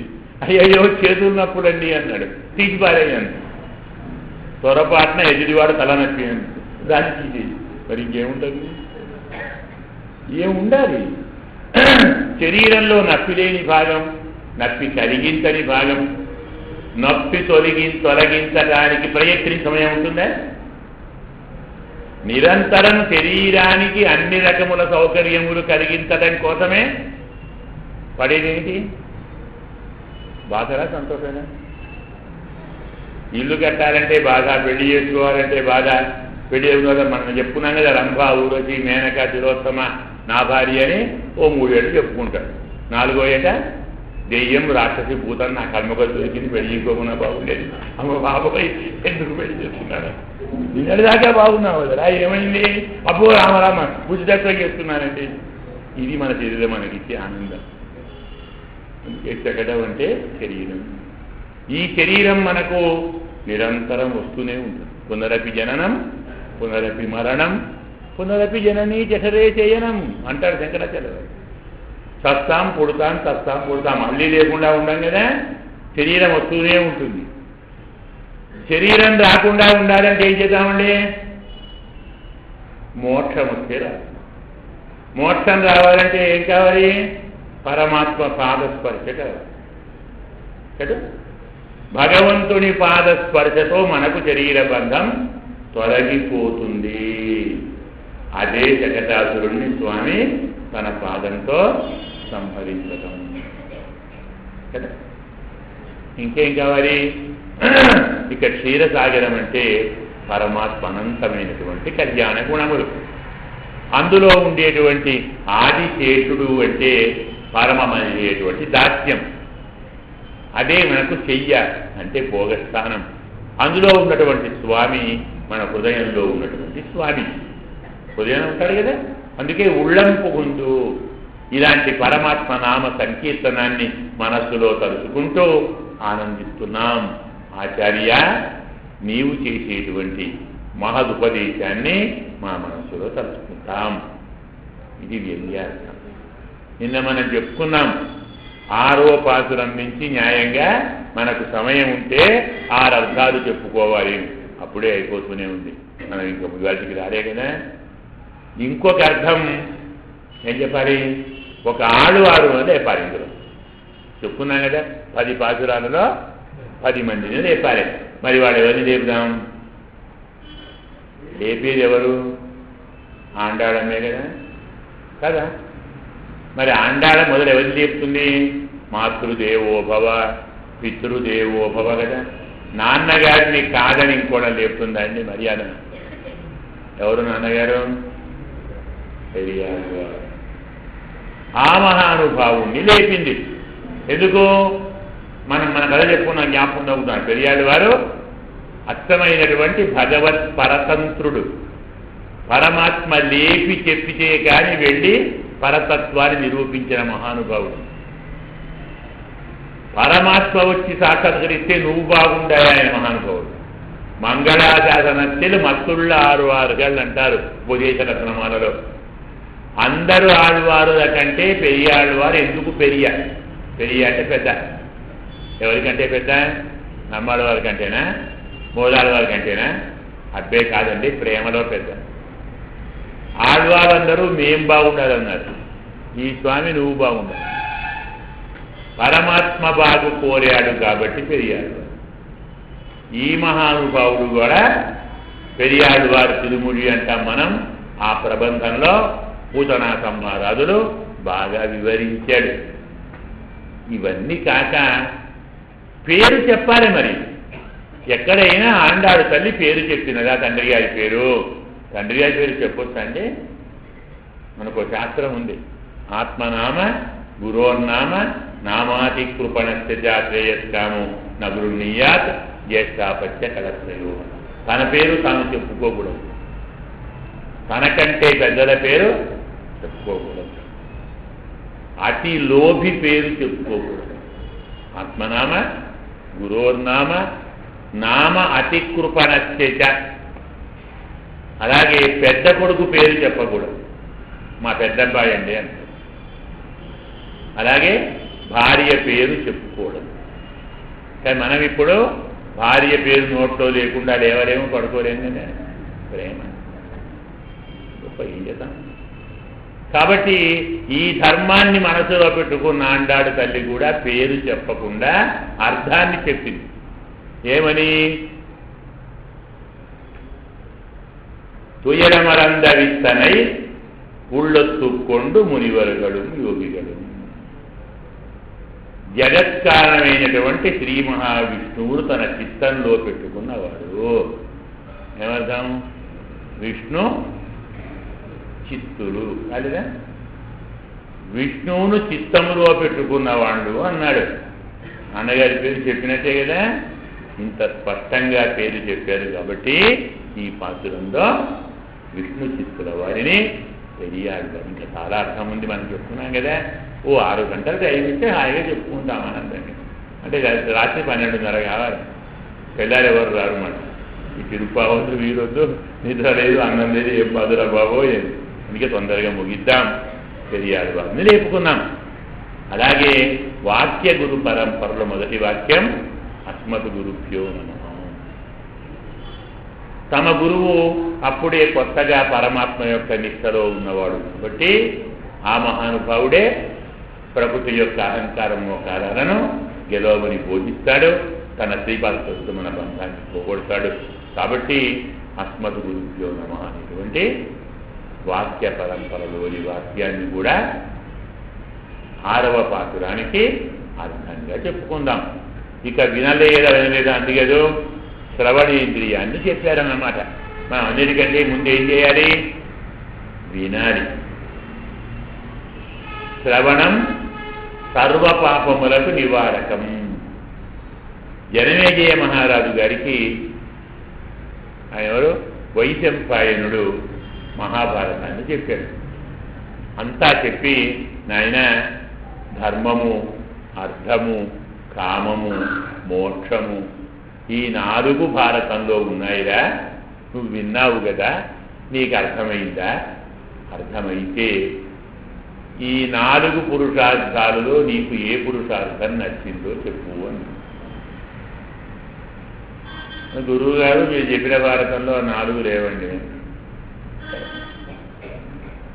మన భాషలో గురువు గారు ఫెయిల్ కదా, బీఈడి డిగ్రీ రాదు గురువు గారు కదా. సరే నాయన నీకు అర్థమైంది చెప్పురా బాబు అన్న. అలా అన్నారు, బాగుందండి. పురుషార్థ అయమేవ ఏకః యత్ కథాశ్రవణం హరి. మీరు చెప్పిన దాన్ని జాగ్రత్తగా వింటే పరమాత్మ కథను వినటమే పురుషార్థం. ధర్మము కాదు, అర్థము కాదు, కామము కాదు, మోక్షము కాదు. ఇదే పురుషార్థం. మీరు చెప్తూ ఉండాలి, మేము వింటూ ఉండాలి. ఇదే పురుషార్థం. అంత గొప్పది శ్రవణం. అందుకే మన స్వామి యొక్క నక్షత్రం ఏమిటి? తిరునక్షత్రం శ్రవణం. స్వామి వెంకటేశ్వర నక్షత్రం ఏంటి? ఎందుకు శ్రవణం? వినండి వినండి వినండి స్వామి చెప్తున్నాం. కాబట్టి శ్రవణేంద్రియాన్ని మనం ఈ పాత్రలో మేలు కొలిపాం, అంటే జాగ్రత్తగా ఉండమని హెచ్చరించాం. ఈ రీతిలో 6వ పాసురం అయిపోయింది అన్నమాట.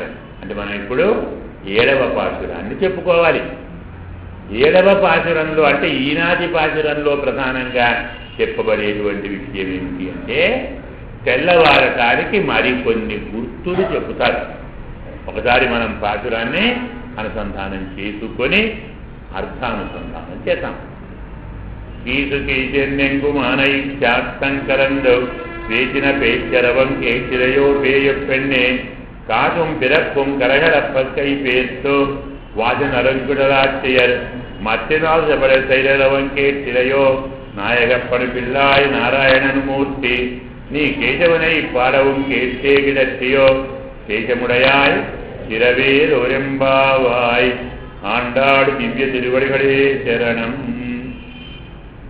கீசு கீசு ఎన్ను ఎంగుం ఆనై శాస్త్రం కలందు పేచిన పేచ్చరవం కేసిరయో. మొదటి మాట ఏమిటి? కీసు కీసు అంటున్నాయట. కీసు కీసు అని అంతటా ఉన్న భారద్వాజ పక్షులు చేస్తున్న పెద్ద ధ్వని వినరాలేదా? వేయపెಣ್ಣే, ఓ పిచ్చి పిల్ల, కాసుం పిరప్పుం కలగలప్పకై పేరుతో, కాసుల పేరు మంగళసూత్రము మొదలగు ఆభరణాలు ఒకదానికొకటి కలిసి కదిలి చేసేటువంటి ధ్వని.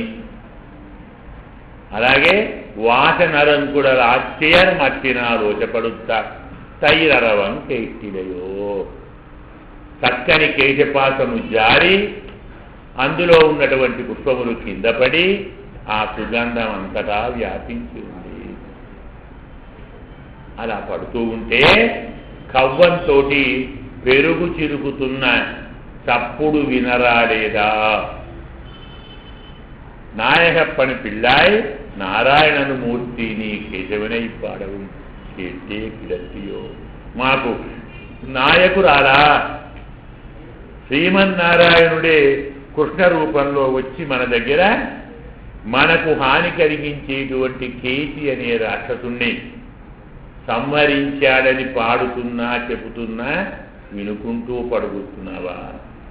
కేశముడయాయ్ తిరవి దివ్య తేజ సంపన్నురాలా లేచి తలుపు తెరువు. ఏం చెప్పారు?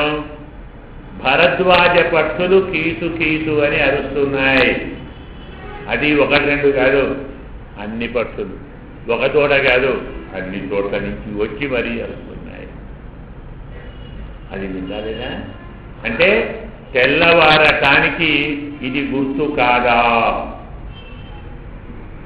భరద్వాజ పక్షులే అరుస్తున్నాయి అంటున్నావంటే అవి నిద్రపోయి లేచాయా, లేచే ఉన్నాయా?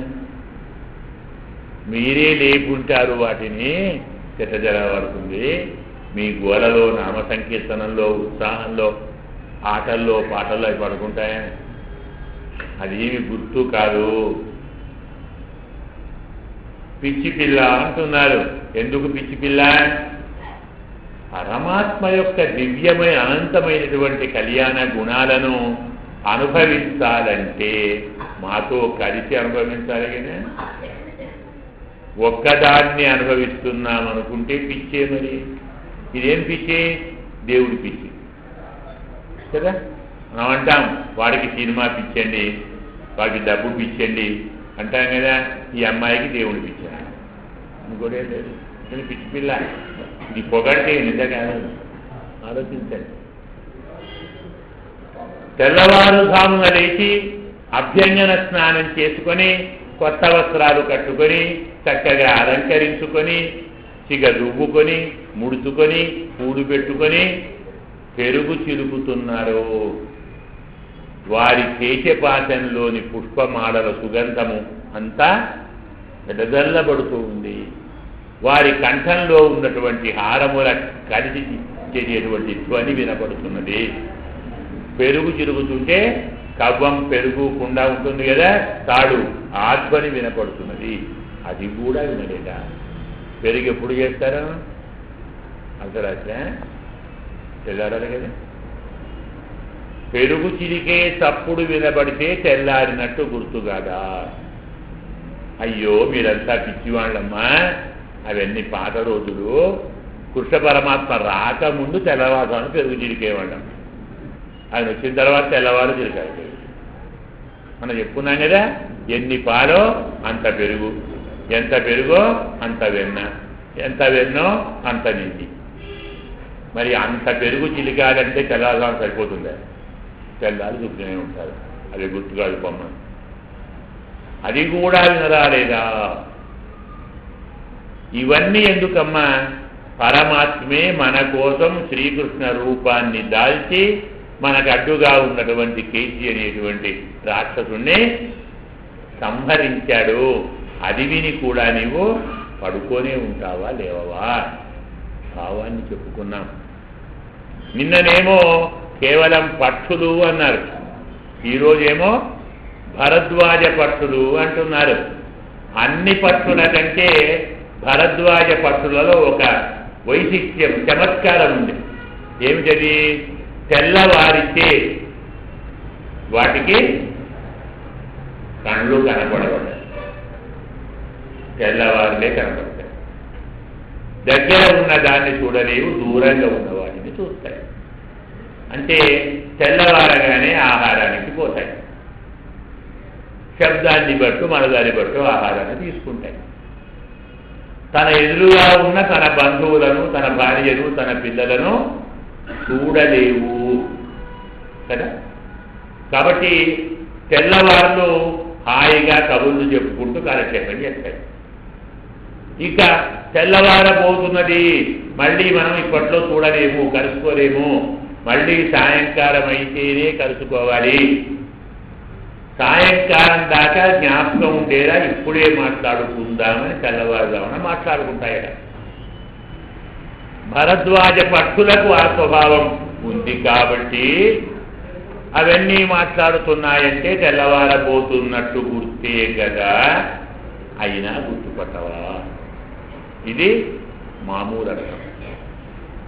అందరినీ వదిలిపెట్టి భరద్వాజ మహర్షినే ఎందుకు తీసుకున్నారు? ఒక్కొక్క ఋషి చరిత్ర ఒక్కొక్క అద్భుతం. భరద్వాజుడు వేదం మొత్తం చదువుకుంటానన్నాడు అని బ్రహ్మదేవుని గురించి తపస్సు చేసి వరం తీసుకున్నాడు. ఎంత? త్రియాయుషం అంటాడు. 3 ఆయు ప్రమాణాలు. ఒక ఆయుర్మానం అయిపోయింది, నేను చాలా చదువుకుంటున్నానండి, సరే ఇంకోసారి అన్నాడు, చాలా ఇంకోసారి అన్నాడు. ఇలా 3 సార్లు పెంచుకున్నాడు. మనలో చాలామంది పెద్దవారు కూడా ఆయువు అంటే 120 ఏళ్ళు అంటారు. తప్పు కాకపోవచ్చు, కానీ వేదం ఒప్పుకోదు. వేదంలో ఆయు అంటే ఆయుర్వింశతి సహస్రం అని చెప్పారు. ఆయు అంటే 20,000 ఏళ్ళు. త్రియాయు అంటే 60,000 సంవత్సరాలు. భరద్వాజ మహర్షి వేదమును చదువుకోవటానికి 1,000 పెంచుకుంటూ వెళ్ళి 60,000 సంవత్సరాలు చదువుకున్నాడు. ఆయుష్యం పెరిగినంతగా 60,000 అంటే అయిపోయింది. బ్రహ్మ వచ్చాడు, నాయన చాలనా ఇంకా బతుకుతావా అంటే, నాకేం తెలుసండి వేదం అయిపోయిందా అని. వేదమా? ఏదన్నా నాకే అయిపోతుంది, నీకేమైపోతుందా? ఓహో అలాగా. పోనీ ఎంత అయిందండి? అక్కడ చూడు, అక్కడ 4 కొండలు ఉన్నాయి చూసావా? అయ్యా ఆ 4 కొండలు 4 వేదాలు రా అయ్యా. నువ్వు చదువుకున్నావు, ఇగో ఈ ఆవగింజ, ఇది నువ్వు చదువుకున్నావు. ఏం చేయమంటావు? ఈ మాట అప్పుడే చెప్పవచ్చు కదా. అప్పుడైతే నువ్వు వింటావా? నేను చదువుతానంట. పిల్లవాడు ఇప్పుడు రాయి, పెద్ద రాయి ఉంటుంది, నేను లేపుతానంటాడు. మనం వద్దంటే ఏడుస్తాడు, లేపురా అంటే వాడు పోయి ఆవల కాదు ఎక్కడ వస్తాడు. మరి ఏం చేయాలి? అనుభవానికి వస్తే కానీ వాళ్ళు వింటారు, లేకుంటే వినరు. మన కథ చెప్తారు పెద్దలు చమత్కారంగా. ఒక అబ్బాయి పెద్దవాడే, పిల్లల తండ్రే, పైన ఇల్లంతా తాదాకులు లేచిపోయాయని అది కప్పడానికి పోయాడు. ఎండాకాలం మధ్యాహ్నం 1 గంట అయింది, ఎండలాగా కొడుతూ ఉంది. అట్నే కూర్చొని కప్పుతుంది. వాడి తండ్రి చూశాడు, నాన్న ఎండ ఉందిరా, ఎండ కొడుతుందిరా, కొంచెం పడుతుందిరా, మాడిపోతావురా, దిగురా, సాయంకాలం కప్పుడు కానీ.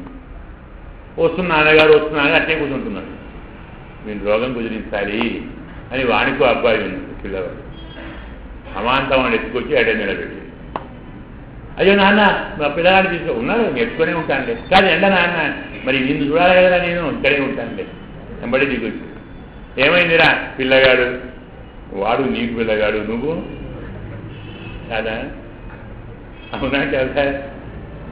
అంటే అనుభవానికి వస్తే కానీ కొన్ని మనకి అర్థం కావు, అది పరిస్థితి కదా. అందులో భరద్వాజ మహర్షి అంటే వేద అధ్యయనం కోసం బ్రహ్మగూర్చి తపస్సు చేసి 60,000 సంవత్సరాలు ఆయు ప్రమాణాన్ని పెంచుకొని వేదాన్ని మనం పూర్తిగా చదవలేమని తెలుసుకుంది. సరేనండి, ఎలాగో తెలుసుకున్నాం కదా, మాకు రహస్యం అన్న చెప్పడం కానీ వేదం యొక్క రహస్యం ఏమిటి అంటే, మొత్తం వేదం చెప్పేది భగవంతుణ్ణి ఆరాధించడం కంటే భగవంతుని భక్తులను ఆరాధిస్తే తొందరగా స్వామి కరుణిస్తాడు. ఇది వేదసారం అన్నాడు. అలాగేనండి. చదివిన దాన్ని ఆచరించురా అని చెప్పాడు. అలాగేనండి అన్నాడు. ఆయనకు మంచి ఛాన్స్ వచ్చిందట పాపం. త్రేతాయుగంలో సీతారామ లక్ష్మణుడు అరణ్యవాసానికి వచ్చారు. ఇక్కడికి వచ్చారు కదా భరద్వాజాశ్రమానికి. 2 పండ్లు 2 కందమూలాలు ఇచ్చి పంపించాడు రామ. అదే రామచంద్రుణ్ణి తీసుకొని వద్దామని భరతుడు బయలుదేరాడు. ఒక్కడు పోలేదు, సైన్యంతో పోయాడు. ఎంత సైన్యంతో? 32 అక్షౌహిణుల సైన్యంతో పోయాడు. మహాభారత యుద్ధానికి రెట్టింపు సైన్యం అన్నమాట, ఇంచుమించు. మొదటి వాడు భరద్వాజం అంటే చివరివాడు అయోధ్య భూమిపేట ఉన్నాడు. అంత సైన్యం. ఇంత సైన్యంతో వచ్చినటువంటి భరతుడికి భరద్వాజుడు విందు చేశాడు. బలవంతుడికి మరి విందు చేశాడు. ఏదో పప్పన్నం పులుసన్నం కాదు. ఒక్కొక్క సైనికుడికి 5 8 అప్సరసలు వచ్చి స్నానం చేయించారు, బట్టలు వేశారు, ఆభరణాలు తొడిగారు, గంధలేపనాదులన్నీ చేశారు, చక్కని భోజనం పెట్టారు. భోజనం అంటే వడ్డించడం కాదు. మహానుభావుడు మహర్షి కదా, తన యోగ బలంతో అన్ని కాలువలే. నద్య పాయస కర్దమా అంటాడు వాల్మీకి. పాయసం కాలువ, ఒకటి పులిహోర కాలువ, ఒకటి లడ్డూల కాలువ, ఒకటి మైసూరు పాక్ కాలువ, ఒకటి అరిసెల కాలువ, ఒకటి మీకు కావాలి కదా సాంబారు కాలువ, ఒకటి రసం కాలువ, ఒకటి పెరుగు, అన్ని కాలువలు. వీళ్ళు ముంచుకోవద్దు, వడ్డిస్తారు. నీ ఇష్టం ఏ కాలువ కావాలి, నెంబర్ 1, నెంబర్ 2, నెంబర్ 3 ఇష్టం పెట్టు, చేస్తాను. ఎంత బాగా భోజనం పెట్టారంటే భరత సైన్యం ఆ విందు ఆరగించి నైవాయోధ్యాన్ని విషయామ నగమిష్యామ దండక కుశలం రాఘవస్యాస్తు భరతస్యాస్తు సుఖం. మేము అయోధ్యకు పోము, దండకారణ్యానికి పోము. అక్కడ రాముడు బాగుండని ఇక్కడ భరతుడు మేము ఇక్కడే బాగుంటాం. అంటే భరద్వాజాశ్రమాన్ని విడిచిపెట్టి వెళ్ళము. రాజసైన్యం, రాజుగారు సైన్యాన్ని అప్పుడప్పుడు విందు చేస్తారు కదా, మనకి ఇస్తారు శాస్త్రంలో. రాజనీతిలో సైన్యానికి నెలకు 2 సార్లు విందు చేయాలట, నెలకు 3 సార్లు జీతం ఇవ్వాలి. జీతం టైం తప్పితే సైన్యం తిరగబడుతుంది. మామాట కాదు, రామాయణం మాట. సైన్యాన్ని అనుకూలంగా ఉంచుకోవాలంటే మధ్య మధ్యన విందులు చేయాలి. వాళ్ళ జీతం బాగా ఇవ్వాలి, అడగకున్నా జీతం పెంచాలి. అప్పుడప్పుడు ఇంటికి వెళ్ళి రమ్మని సెలవులు ఇవ్వాలి. ఎందుకంటే భార్య పిల్లలు ఇంట్లో ఉండి ఇక్కడ ఉంటే యుద్ధం ఏం చేస్తాను? సరిగ్గా యుద్ధం చేసి అమ్మాయి జ్ఞాపకం వచ్చింది అనుకోండి, తుపాకీ పేలదు, వాడు పేలిపోతాడు కదా. నామాట కాదు, రామాయణం. కాబట్టి అంతటి భరతునికి ఇంత గొప్ప విందు చేశాడు భరద్వాజుడు. ఇదే భరద్వాజుడు సీతారామ లక్ష్మణులు వానర సైన్యం రాజ సైన్యంతో మళ్ళీ వచ్చాడు తిరిగి సంహారం చేసి. అప్పుడు ఇద్దరిగా తయారు చేశాడు. ఒక్క భగవంతుడు తయారు చేయలేదు, భక్తులతో కలిసి వస్తే. వేదం చదువుకున్నాడు, చదువుకున్న వేదాన్ని ఆచరించాడు. మనం పక్షి అన్నాం కదా, జ్ఞానం అనుష్ఠానం. భగవదారాధన కంటే భాగవతారాధన గొప్పదిరా బాబు అని చెప్పినటువంటి గురువు గారి వాక్యాన్ని అక్షరాలా పాటించిన మహానుభావుడు, పరమ తేజస్వి యశస్వి భరద్వాజ మహర్షి. అలాంటి భరద్వాజ మహర్షిని ఆండాడు తల్లి జ్ఞాపకం చేసుకుంది. ఆనైత్యాప్తం కరందు తీసిన తేజరవం కేజిలయో తేయపెన్నే పిచ్చి పిల్ల అంటే దేవుడి పిచ్చి పిల్ల అన్నమాట. పిచ్చి పిల్లలే నాయకులు అవుతారు కదా. ఎవరు నాయకులు? పిచ్చివాడే అవుతారు కదా. ఎవరు పని చేయలేరు. దేవుడు పిచ్చిన వాడిని భక్తుని చేస్తారు, పూజారిగా చేస్తారు కదా. అలాగే అమ్మాయి పిచ్చిన వాడిని పెళ్లి చేస్తారు, దేవుడు చేస్తారు. ఒకడున్నాడు రామాజు వాడు పిచ్చుడు ఉన్నాడు. ఏమంటాం? ఎంబార్, మన ముందర వస్తుంది ఎంబార్ అంటాం. ఎంబార్ మహానుభావుడు. అతనికి పెళ్లి చేశాడు బాబు. సరే, భార్య రాజేశ్వరి అయ్యి అంటే ఇంటికి వచ్చింది కాపురాన్ని. వీడు మాత్రం శ్రీమదే రామాజాయం కూర్చున్నాడు. భార్య లేదు, కాపురం లేదు, సంసారం. ఓ 10 ఏళ్ళు అయింది, 15 ఏళ్ళు అలాగే ఉంటున్నాడు. ఆమె తల్లి వెళ్ళి గురువు గారికి కంప్లైంట్ ఇచ్చింది. అయ్యా, మీ శిష్యుడు పెళ్లి చేసుకున్నాడు, మీరేకి ఏమంటే చేశాను, 15 ఏళ్ళు అయింది కానీ భార్యతో కాపురం చేయటం లేదు, కాస్త మీరైనా చెప్పండి. చెప్తానన్నా. నాయనా మహానుభావ, పెళ్లి చేసుకున్నావు కదా, పెళ్లి చేసుకున్నప్పుడు భార్యను ఆదరించడం మర్యాద, అందులో రాత్రిపూట చీకటి ఉంటుంది. చీకటి అనేటువంటిది సాంసారిక విషయ భోగాలకు పనికొచ్చేది చీకటే. కాబట్టి భార్యను ఆదరించు, సంతానాన్ని పొందు, మంచి పేరు తెచ్చుకోరా నాన్న. అది అలాగే గురువు గారు. అమ్మ చెప్పానమ్మా, అమ్మాయిని పంపించండి, బాగుంటాడు. అమ్మాయిని పంపించాడు. యథాప్రకారం ఉన్నాడు, ఏం మార్పు లేదు. మళ్ళీ చూశారు 3 రోజులు. స్వామి ఏం లేదు. ఎరా నేను చెప్పాను కదా. స్వామి చెప్పాడండి. మరి ఏం చేయలేదురా. మీరు చెప్పిందే లేదండి, ఏం చేయమంటారు. అదేంటిరా, చీకటి ఉంటే చేయమన్నారు మీరు. కళ్ళు మూసుకోగానే గరుడ వాహనుడు, శ్రీమన్నారాయణుడు, లక్ష్మీదేవి, శ్రీవత్సం, కౌస్తుభం, వనమాల, అన్ని మణులు, మాణిక్యాలు, దీపాలు, మొత్తం ప్రపంచమంతా జగద్ధగాయమానంగా వెలుగుతుందండి. చీకటి ఎక్కడుందండి. ఏం చేద్దామండి నాయన, మరిద్దరం ఒకటే రాయపడు అని వస్త్రం మళ్ళీ పడేశాడు. సన్యాసి వస్త్రం. వాడు సన్యాసి. అంటే ఏది మనకు కావాలి? జరిగిన దాన్ని తెలుసుకొని, తెలుసుకున్న దాన్ని నలుగురికి చెప్పి, చెప్పిన దాన్ని తాను ఆచరించిన వాడు కావాలి. అంతటా పరమాత్మనే చూడాలి. అంతటి వాడే పిచ్చివాడు అంటారు. వేయప్పేడిని అన్నాం కదా, పిచ్చివాడా.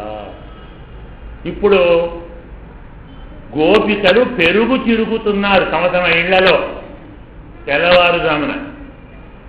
దాన్ని ఆండాడు తల్లి వర్ణిస్తున్నారు.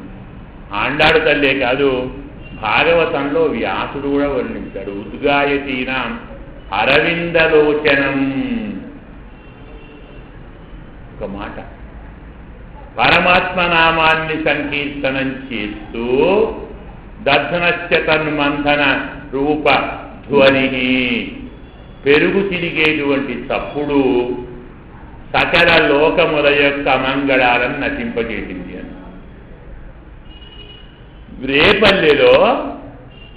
రేపల్లెలో గోపికలు పెరుగు చిరికేటువంటి ధ్వనికి జగత్తులోని పాపాలన్నీ నటించాయి.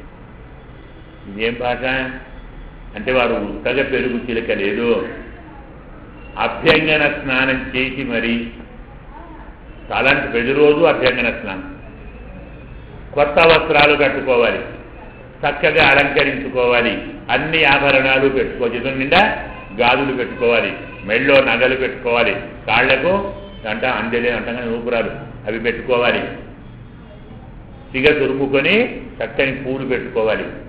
ఇన్ని పెట్టుకొని పెరుగు చిలకాలి. ఆండాళమ్మ పెరుగు చిలకటాన్ని ఇంతగా ఎందుకు వర్ణించారో, ఆమెకు పెరుగు అనగానే పాపం మధుర స్మృతులు జ్ఞాపకం వచ్చాయి, పాత జ్ఞాపకాలు. తెలుసా అండి, ఇంకా క్షీరసాగర మథనం. పరమాత్మ చిలికాడు కదా, అది జ్ఞాపకం వచ్చిందట. తెలుసా అండి స్వామి ఎందుకు చిలికాడో క్షీరసాగరాన్ని? నిజంగా తెలుసా? సంగతంగా అందరూ ఏమంటారు, అమృతాన్ని దేవతలకు అందించడానికి చిలికాడు. అవన్నీ కబూర్లు. మంచివాడే, భక్తపరాధీనుడే, భక్తవత్సలుడే. కానీ కొంచెం ఆలోచించండి, క్షీరసాగరం నుంచి మొదలెవరు వచ్చారు? అమ్మ వచ్చింది కదా. లక్ష్మి వచ్చిన తరువాతనే అమృతం వచ్చింది, అవునా? మరి ఎవరి పదవి జరిగినట్టు? నా భార్య సముద్రంలో దాగున్నది మీరు జగన్ చూస్తారు. పెద్ద మాయావండి. విష్ణు అంటే ఏమనుకుంటున్నారు? మహామాయావి. నా భార్య సముద్రంలో దాగున్నది మీరు చిలకండి వాడు చెప్తారా? నాయనా ఏమైంది అలా వచ్చారు అంటే, మరి చంపుతున్నారండి, వాళ్ళు రాత్రులు చంపుతున్నారండి. చంపుతున్నారా? మీకు తాగకుండా ఉండే మందు కావాలనా? కావాలండి, అమృతం చిలకండి. అమృతం వస్తుంది వెంటనే. అమృతం వచ్చేనో చచ్చేనో అమ్మాయి తెచ్చింది. కొంచెం మన భాషలో చెప్పాలంటే క్షీరసాగర మథనం శ్రీ మహావిష్ణువు యొక్క, అంటే మన భాష చెప్తుందని ఏమనుకోవద్దు, లవ్ ఎఫైర్ అనమాట. అంటే అందులో అమ్మాయి దాక్కుంది, బయటికి దిగారు నాటకం. మరి ఆమె ఎందుకు దాక్కుంది అందులో? అక్కడ ఉండకూడదా? దూర్వాస మహర్షి అన్ని లోకాలు సంచరిస్తూ సంచరిస్తూ సంచరిస్తూ అప్సరో లోకానికి వెళ్ళాడు. ఒక చక్కని అప్సర ఒక మంచి పూలమాల పట్టుకొని దిగుతున్నది. పూలమాల పరిమళం గుబాడు బాగా గుమ్మున వాసన వస్తుంది. అంత పెద్ద దూర్వాసుని కూడా మత్తెక్కించింది పూలవాసన. అమ్మాయి అమ్మాయి నాకు ఆ మాలిస్తావా అన్నాడు. అసలే దూర్వాసు లోపలి బతుకుందా, అయ్యా తీసుకోండి అదృష్టవంతుడు అన్నాడు. మాల తీసుకున్నాడు, మెళ్ళో వేసుకున్నాడు, బయట. వాడికి ఎందుకు మాల? అమాంతం స్వర్గానికి వెళ్ళి వాడికేమో వాళ్ళకి ఇంద్రుడు ఐరావతం ఎక్కువస్తుంది. ఐరావతం అంటే భద్రగజం. భద్రగజాన్ని ఎక్కిన రాజు ఎవరొచ్చినా దిగకూడదు. బ్రహ్మశాస్త్రం. సింహాలను నిలబడుతున్నవాడు, గజాన్ని ఎక్కినవాడు, అశ్వాన్ని ఎక్కిన కొన్ని నియమాలు ఉన్నాయి. మరి వచ్చినవాడు దూర్వాసుడు. అయ్యా అంటే ఎదురు వర్ధిల్లో అని పూలమాల ఇచ్చాడు. పెద్దలు మరి పూలమాల ఇస్తే ఏం చేయాలి? న్యాయంగా నమస్కారం చేసి వాసన చూసి అయ్యా ఇతర పెట్టుకోవాలి న్యాయంగా. మీరు రాజు కదా, వాసన చూశాడు, అంతవరకు బాగానే ఉంది. తాను ఉంది ఏనుగు మీద పడేశాడు పూలమాల. ఇప్పుడు దుర్వాసునే పిచ్చి పుట్టించింది. అది ఇంద్రుడికి పిచ్చి పుట్టింది. ఏనుగు పుట్టదండి, దానికి మట్టెక్కి తొండంతో ఆ దండ తీసుకొని అన్నది ఇచ్చి నేలకు వచ్చింది. ఓరి దుర్మార్గుడా, ఎక్కడి నుంచో నీకోసం తెచ్చి మారయిస్తే ఇలా అవమానిస్తావా? నీకు త్రైలోక్య రాజ్య మదం ఉంది కదూ, ఈనాటి నుంచి 3 లోకాల్లో లక్ష్మి ఉండదు, అంతర్ధానం అవుతుంది అని. తప్పు చేసింది ఇంద్రుడు, శిక్ష ఎవరికి? ఆయనకు భార్య పోయింది, వీడి గోరే ఒక స్వామికి భార్య లేకుండా అయిపోయింది. అన్యాయం కదండి అంటారా? అన్యాయం కాదు కదా. భృత్యాపరాధం స్వామిదే కదా. సేవకులు తప్పు చేస్తే ఎవరికి వస్తుంది మాట కదా? న్యాయంగా సేవకులే పనిచేస్తారు. పేరెవరికి వస్తుంది? మా రాజు ధర్మ మహారాజు అండి, వాడు చెప్పారు. మంచి చేసినా రాజుకే, చెడు చేసినా రాజుకే. ఆయన భార్య పోయింది. ఎలా తెచ్చుకోవాలా బాబోయ్ ఈ భార్యను నేను ఆలోచిస్తున్నాను. వీళ్ళు వచ్చారు, స్వామి చంపుతున్నారు. అరే సావకుండా మందిస్తారా? ఆ సముద్రం చిలకండి, అమృతం వచ్చేస్తుంది. అమ్మ బాబాయ్ అండ తగ్గిస్తుంది. వచ్చారు. అదనంటే చమత్కారం గమనించండి. అమ్మవారికి క్షీరసాగర మదన వృత్తాంతం మనస్సులో ఎంతటి పులకింతని తెచ్చిందో ఇంత బాగా వర్ణించింది. తెలుసుకోవాలి, ఆనందించాలి, అనుభవించాలి. ఆ వృత్తాంతం ఆ ఘట్టం చదవండి, ఎంత ఆనందంగా ఉంటుంది. ఏమిటి? పేరుకు దేవతలు రాక్షసులు చిరికారండి అమృతాన్ని, సముద్రాన్ని కదా. నిజంగా వారే చిరికారండి. ఏం చెప్పాడు? మందర పర్వతాన్ని సముద్రంలో పడేయరా అన్నాడు. వాళ్ళు పడేశారండి? ఎవరు పడేశారు? వాళ్ళు లేపారు. 5 అడుగులు వేశారు. అమాంతం మీద పడి సగం మంది చచ్చారు. దేవుడా అన్నాడు. అమాంతం స్వామి గరుడిని ఎక్కువ, గరుడా తీసుకో అన్నాడు. అమాంతం గరుడు ఇలా ముక్కుతో పడుతున్నాడు. అందరూ పడి మరి వాసుకి కావాలి కదా. వాసుకి శంకరుడు అడుగు, ఆయన అడుగు వాసుకున్నాను. ఆయన నువ్వు వాసుకుని ఏవయ్యా? ఈయన అన్ని పనులు ఈయనే. ఆయన వాసుకుని ఇచ్చాడు. పర్వతం వచ్చేసింది. వాసుకుని అడిగాడు, వాడికి ఇంత భాగం ఇస్తామన్నాడు. తయారయ్యాడు, పట్టుకున్నాడు, తిరుగుతున్నాడు. సముద్రంలో పర్వతం వేస్తే ఉంటుందా అండి? తేలుతుందా? జీవన బుర్ర ఉండాలి కదా. ఆయన చెప్పాడు, వీళ్ళు ఆగి అది అట్ట మునిగింది. స్వామి మునిగింది నేను లేపాడు. కూర్మావతారం ఎత్తి పైకి లేపాడు. పైకి లేస్తే మునగదు, పర్వతం ఎత్తున్నది, ఒరుగుతున్నది. ఏం చేయాలి? ఒకవైపు పైన కూర్చున్నాడు. తానే పర్వతం మీద తానే కూర్చోవాలి, పర్వతం పైన తానే కూర్చోవాలి. ఒరగదు, మునగదు, బాగుంది. మరి వాసుకిని పట్టి రాస్తుంటే ఇంతమంది పర్వతం తట్టుకుంటుందండి. స్వామి నేను బతకలేనండి, పోయి అందులో చేరు. వాసుకి స్వామి మరి నాగచేయండి, అందులో చేరు. దేవతలు అయ్యా మేము లాగలేము, వచ్చి వీళ్ళలో చేరు. తాడసులు మీరు లాగలేము, వాళ్ళలో చేరారు. నువ్వు చేరినా ముందర లేకుంటే నీ చిలకలేము. ఇక్కడ ముందర అక్కడ ముందర.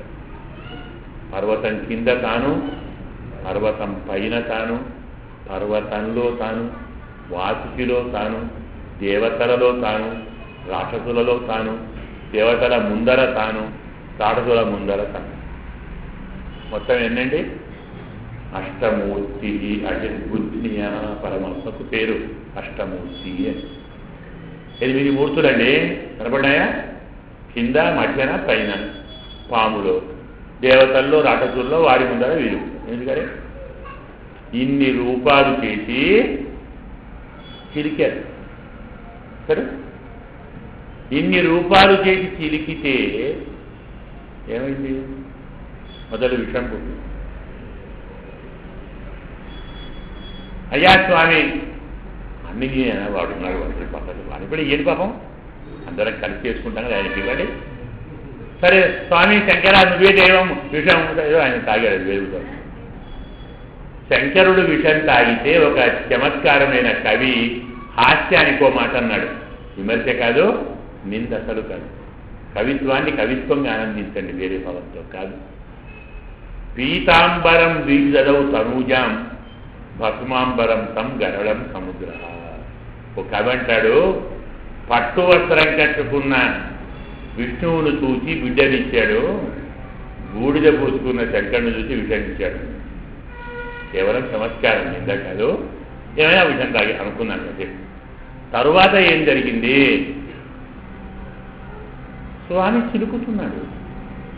స్వామికి కేశవులు మనం చెప్పుకున్న కేశవనై పాడం నీ కేశగిలెత్తి అన్నామే. పరమాత్మకు కేశవ అని పేరు. మనకి వాడు వచ్చేసింది కేశవాని అంటే ఏమి అర్థం? కేశవ అంటే 3 అర్థాలు ఉన్నాయి. అందమైనటువంటి కేశపాశము కలవాడు. స్వామికి మంచి క్రాఫింగ్ ఉందని స్వామి క్రాఫింగ్ చూసి అమ్మవారు ప్రేమించింది. లేకుంటే ఆమె ప్రేమించారు. అవేంటంటారు వాటిని? ఉంగరాల జుట్టు, కర్లియా గర్లి ఏదో అంటారు కదా, ఏదో ఏదో ఎయిరు ఉంగరాల జుట్టు. పరమాత్మకు ఉంగరాల జుట్టు ఉందట. ఆ ఉంగరాల జుట్టు అమ్మవారు ప్రేమించింది. ఇప్పుడు ఈయన కష్టపడి చిలుకుతున్నాడు. ఆమె చెప్తాడు మహాకవి భారతంలో, వ్యాసుడు చెప్తాడు, తరంగాల మధ్య మధ్య నుంచి సగం లేచి ఇలా తొంగి చూస్తుందని. ఏం చేస్తున్నాడు స్వామి?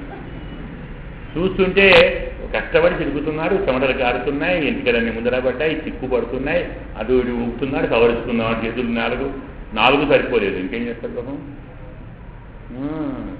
పక్కన ఉన్నప్పుడు పట్టించుకున్నావా? తల్లి గారింటికి పోతే కానీ ప్రేమ పెళ్ళామంటే ఏమిటి చదవదా నీకు? చిలుకు అందట అంటే సరే తిరుగుతున్నాడు. చూస్తే చిక్కుపడుతున్నాయి.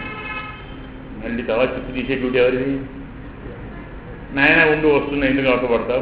నేను నా కర్మ వచ్చినప్పటి నుంచి చిక్కు తిరుగుతావని చిలుకప్పుడు వచ్చింది.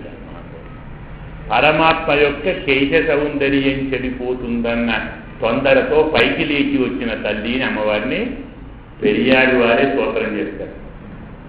అంటే క్షీరసాగర మథనం ఎవరి కోసమండి? తన కోసం కదా. నా కోసం నా ప్రియుడు ఎంత కష్టపడ్డాడండి, ఎంతమందిని కూర్చాడండి, ఎంత ఆయాసపడ్డాడు, ఎంత పెద్ద ప్లాన్ ఇచ్చాడు. నేనంటే స్వామికి ఎంత ప్రేమ. అదంతా అమ్మ జ్ఞాపకం వచ్చి మరీ క్షీరమదం అని చెప్తే బాగుండదని పెరుగు చిలుగుతున్న ధ్వని విందాలేదా? ఆ మనసులో మాత్రం ఆ చిలుకుడు జ్ఞాపకం వచ్చింది. స్వామి యొక్క చిలుకుడు అంటాం కదా, పెరుగు చిలుకుడు కాదు, క్షీరసాగర మథనం. ఇది మనం ఈ భాగంగా చెప్పుకుంటే ఇందులో పెరుగు చిలకడం అనేటువంటిది గోపికలకు నిత్యకృత్యం, రోజు చేసే పని. పరమాత్మను ఆరాధించేవారు కూడా నిత్యకృత్యములను మానకూడదు. సర్వధర్మాన్ పరిత్యజ్య మామేకం శరణం వ్రజ అంటే స్నానం మానేయాలి, సంధ్యావందనం మానేయాలి, గుడికి పోవటం మానేయాలి, నామభజన మానేయాలా? కాదు కదా. మనం ఇలా అనుకుంటామని పరమాత్మ చెప్పాడు. యజ్ఞ దాన తపకర్మ నత్యాజ్యం కార్యమేవ తత్. యజ్ఞము దానము తపస్సు విడిచిపెట్టకూడదు, చేసే తీరాలి. ఎందుకు? యజ్ఞో దానం తపస్సైవ పావనాని మనీషిణ. జ్ఞానులను పవిత్రం చేస్తాయి. మన శారీరక మానసిక వాచిక అపవిత్రతను తొలగించి పరిశుద్ధిని చేస్తాయి యజ్ఞదాన తపస్సు. కాబట్టి కామ్యం నీ ఇష్టం, కామ్యకర్మ మానినా ఇబ్బంది లేదు, కానీ నిత్యకర్మలు మానకూడదు. అహరహ సంధ్యాముపాసీత అని విధి. ప్రతి పూట సంధ్యావందనం చేయాలి. ఎందుకు చేయాలి? సంధ్యావందనం చేస్తే ఏమవుతుంది? ఏమీ కాదు, ఏమీ రాదు, ఫలితమేం రాదు. అయితే చెయ్యకుంటే పాపం వస్తుంది. ఇది బాగుందండి, మరి ఏదన్నా ఫలితం ఉండాలి కదండి, కొంచెం చెప్పండి, చేస్తే వస్తుంది. మరి మూర్ఖుడు వినడరా అని అక్కడ గురువు చదివాడు కాబట్టి నాయన వస్తుందిరా. ఏమొస్తుంది? చెయ్యకుంటే వచ్చే పాపం చేస్తే పోతుంది. అసన్నావు బాగుంది, సంధ్యావందనం చేస్తాను. సరిపోయిందా? ఏదో చెప్పాలి, మరి ఏం చేస్తామండి? నిత్య కర్మ తప్పకుండా చేయాలి. పరమాత్మ భక్తులైనా, పరమాత్మ సేవకులైనా, పరమాత్మనే ఆరాధించేవారైనా నిత్య కర్మ చేసి తీరాలి అనేటువంటి అర్థాన్ని చెప్పడానికి తైదరవం కేర్తిలయో. ఇప్పుడు నాయకప్పని పిళ్ళాయి నారాయణను మూర్తి నేను కేశవనై పాడే కీర్తియ కిడత్తియో కేశవుడయాయ్. సాక్షాత్తు పరమాత్మే నారాయణ రూపాన్ని ధరించి మన దగ్గరికి వచ్చాడు. అంటే నారాయణుడే శ్రీకృష్ణ రూపాన్ని ధరించి మన ముందరికి వచ్చాడు. అతను మనకు విరోధులైనటువంటి కేశి అనేటువంటి రాక్షసుణ్ణి, అశ్వాసురుణ్ణి సంహరించాడు. ఆ గాథ చెప్పుతున్నాము. అయినా నీవు మేలుకోవా. మేము బయట నిలబడి పరమాత్మ యొక్క దివ్యమైన గాథలు అనుసంధానం చేస్తుంటే ఆనందంగా విని నీ శరీరం కాంతు నీనుతున్నదా? ఇంత గొప్ప తేజస్సు నీ శరీరంలో ఎక్కడి నుంచి వచ్చింది? మా స్వామి గుణాలు మేం పాడుతుంటేనా? మనలో మాట స్వామి లోపడుంటేనా? కాదు, మేము పిలుస్తున్నా లేవటం లేదంటే లేవకుండా ఎవరో ఉండుంటారు కదా. ఇంకెవరు ఉంటారు లోపల? మా స్వామి ఉండుంటాడు కదా. స్వామి నారాయణ అదే ఆ నారాయణే ఉన్నాడా అంటున్నాం. ఎక్కడున్నాడు? తలుపుని వేశాం కదా, తలుపులు వేశామండి, తలుపు తీయలేదు. ఉంటాడు నారాయణుడు. నారాయణుడే ఉంటాడమ్మా, అదే మాట అండి. వాడి పేరే నారాయణుడు. నారములలో ఉండేవాడు, అంతర్యామి, అందరూ ఉంటాడు. మేమంటే తలుపు తీసుకొని లోపలికి రావాలి. ఆయనే తలుపులో ఉన్నాడు, ద్వారంలో ఉన్నాడు, గదిలో ఉన్నాడు, నీ మదిలో ఉన్నాడు. లేదు చెప్పాడు. ఆయన లేనివాడు రావాలి, వాడికి వస్తాడండి. ఆయన పేరే నారాయణుడు కాబట్టి, అంతర్యామి కాబట్టి, విశ్వం విష్ణు, సకల చరాచర ప్రపంచం పరమాత్మ కాబట్టి ఆ పరమాత్మ స్వరూపాన్ని దాల్చాడు. నీ గదిలోనే ఉన్నట్టే కనబడుతూ ఉంది, నువ్వేం మాట్లాడడం లేదు. తేజస్సు కాంతి బాగా పెరిగిందమ్మా. తేజస్సు ఉంటే ఉంచుకున్నావు, కానీ తలుపు తీస్తే ఆయన మేము కూడా చూస్తాం కదా. ఒక్కడే అనుభవిస్తావా? పరమాత్మను భక్తులందరూ కలిసి అనుభవించాలని శాస్త్రం కదా. అందరం కలిసి ఆయన స్తోత్రం చేస్తాం. తల్లి తలుపు తీయవలసింది అని ప్రార్థించారు. అంటే ఒక అర్థం చెప్పుకున్నాం. సమయం కాస్త అయిపోయినట్టుంది కాబట్టి దీని వ్యంగ్యార్థం, ఆళ్వారులు, వాక్య పరంపర రేపు చెప్పుకొని మళ్ళీ రేపటి పాసురాన్ని అనుసంధానం చేద్దాం. కీసు మానై శాస్త్రం కలందు పేచిన పేచ్చరవం కేచిలయో పేయ పెണ്ണే కాకుం పిరప్పం కలహరప్పకై పేర్తో వాజనరం కుడలాచియర్ మర్చినాలో దయరవం కేచిలయో நாயகப்பனு பிள்ளாய் நாராயணனு மூர்த்தி கேசவனை பாடவும் நீ கேட்டேகிடத்தியோ கேசமுடையாய் இரவேல் ஒரெம்பாவாய் ஆண்டாடு திவ்ய திருவடிகளே சரணம். ஸ்வஸ்தி பிரஜாப்ய பரிபாலயந்தாம் న్యాయేన మార్గేణ మహీం మహీషాః గోబ్రాహ్మణేభ్య శుభమస్తు నిత్యం. లోకాః సమస్తాః సుఖినో భవంతు. అస్మత్ గురుభ్యో నమః. సోచ్చిష్టమాలికా బంధగంధ బంధురజిష్ణవే విష్ణుచిత్తతనూజాయై గోదాయై నిత్యమంగళం. మాదృశా కించన త్రాణబద్ధ కంకణపాణ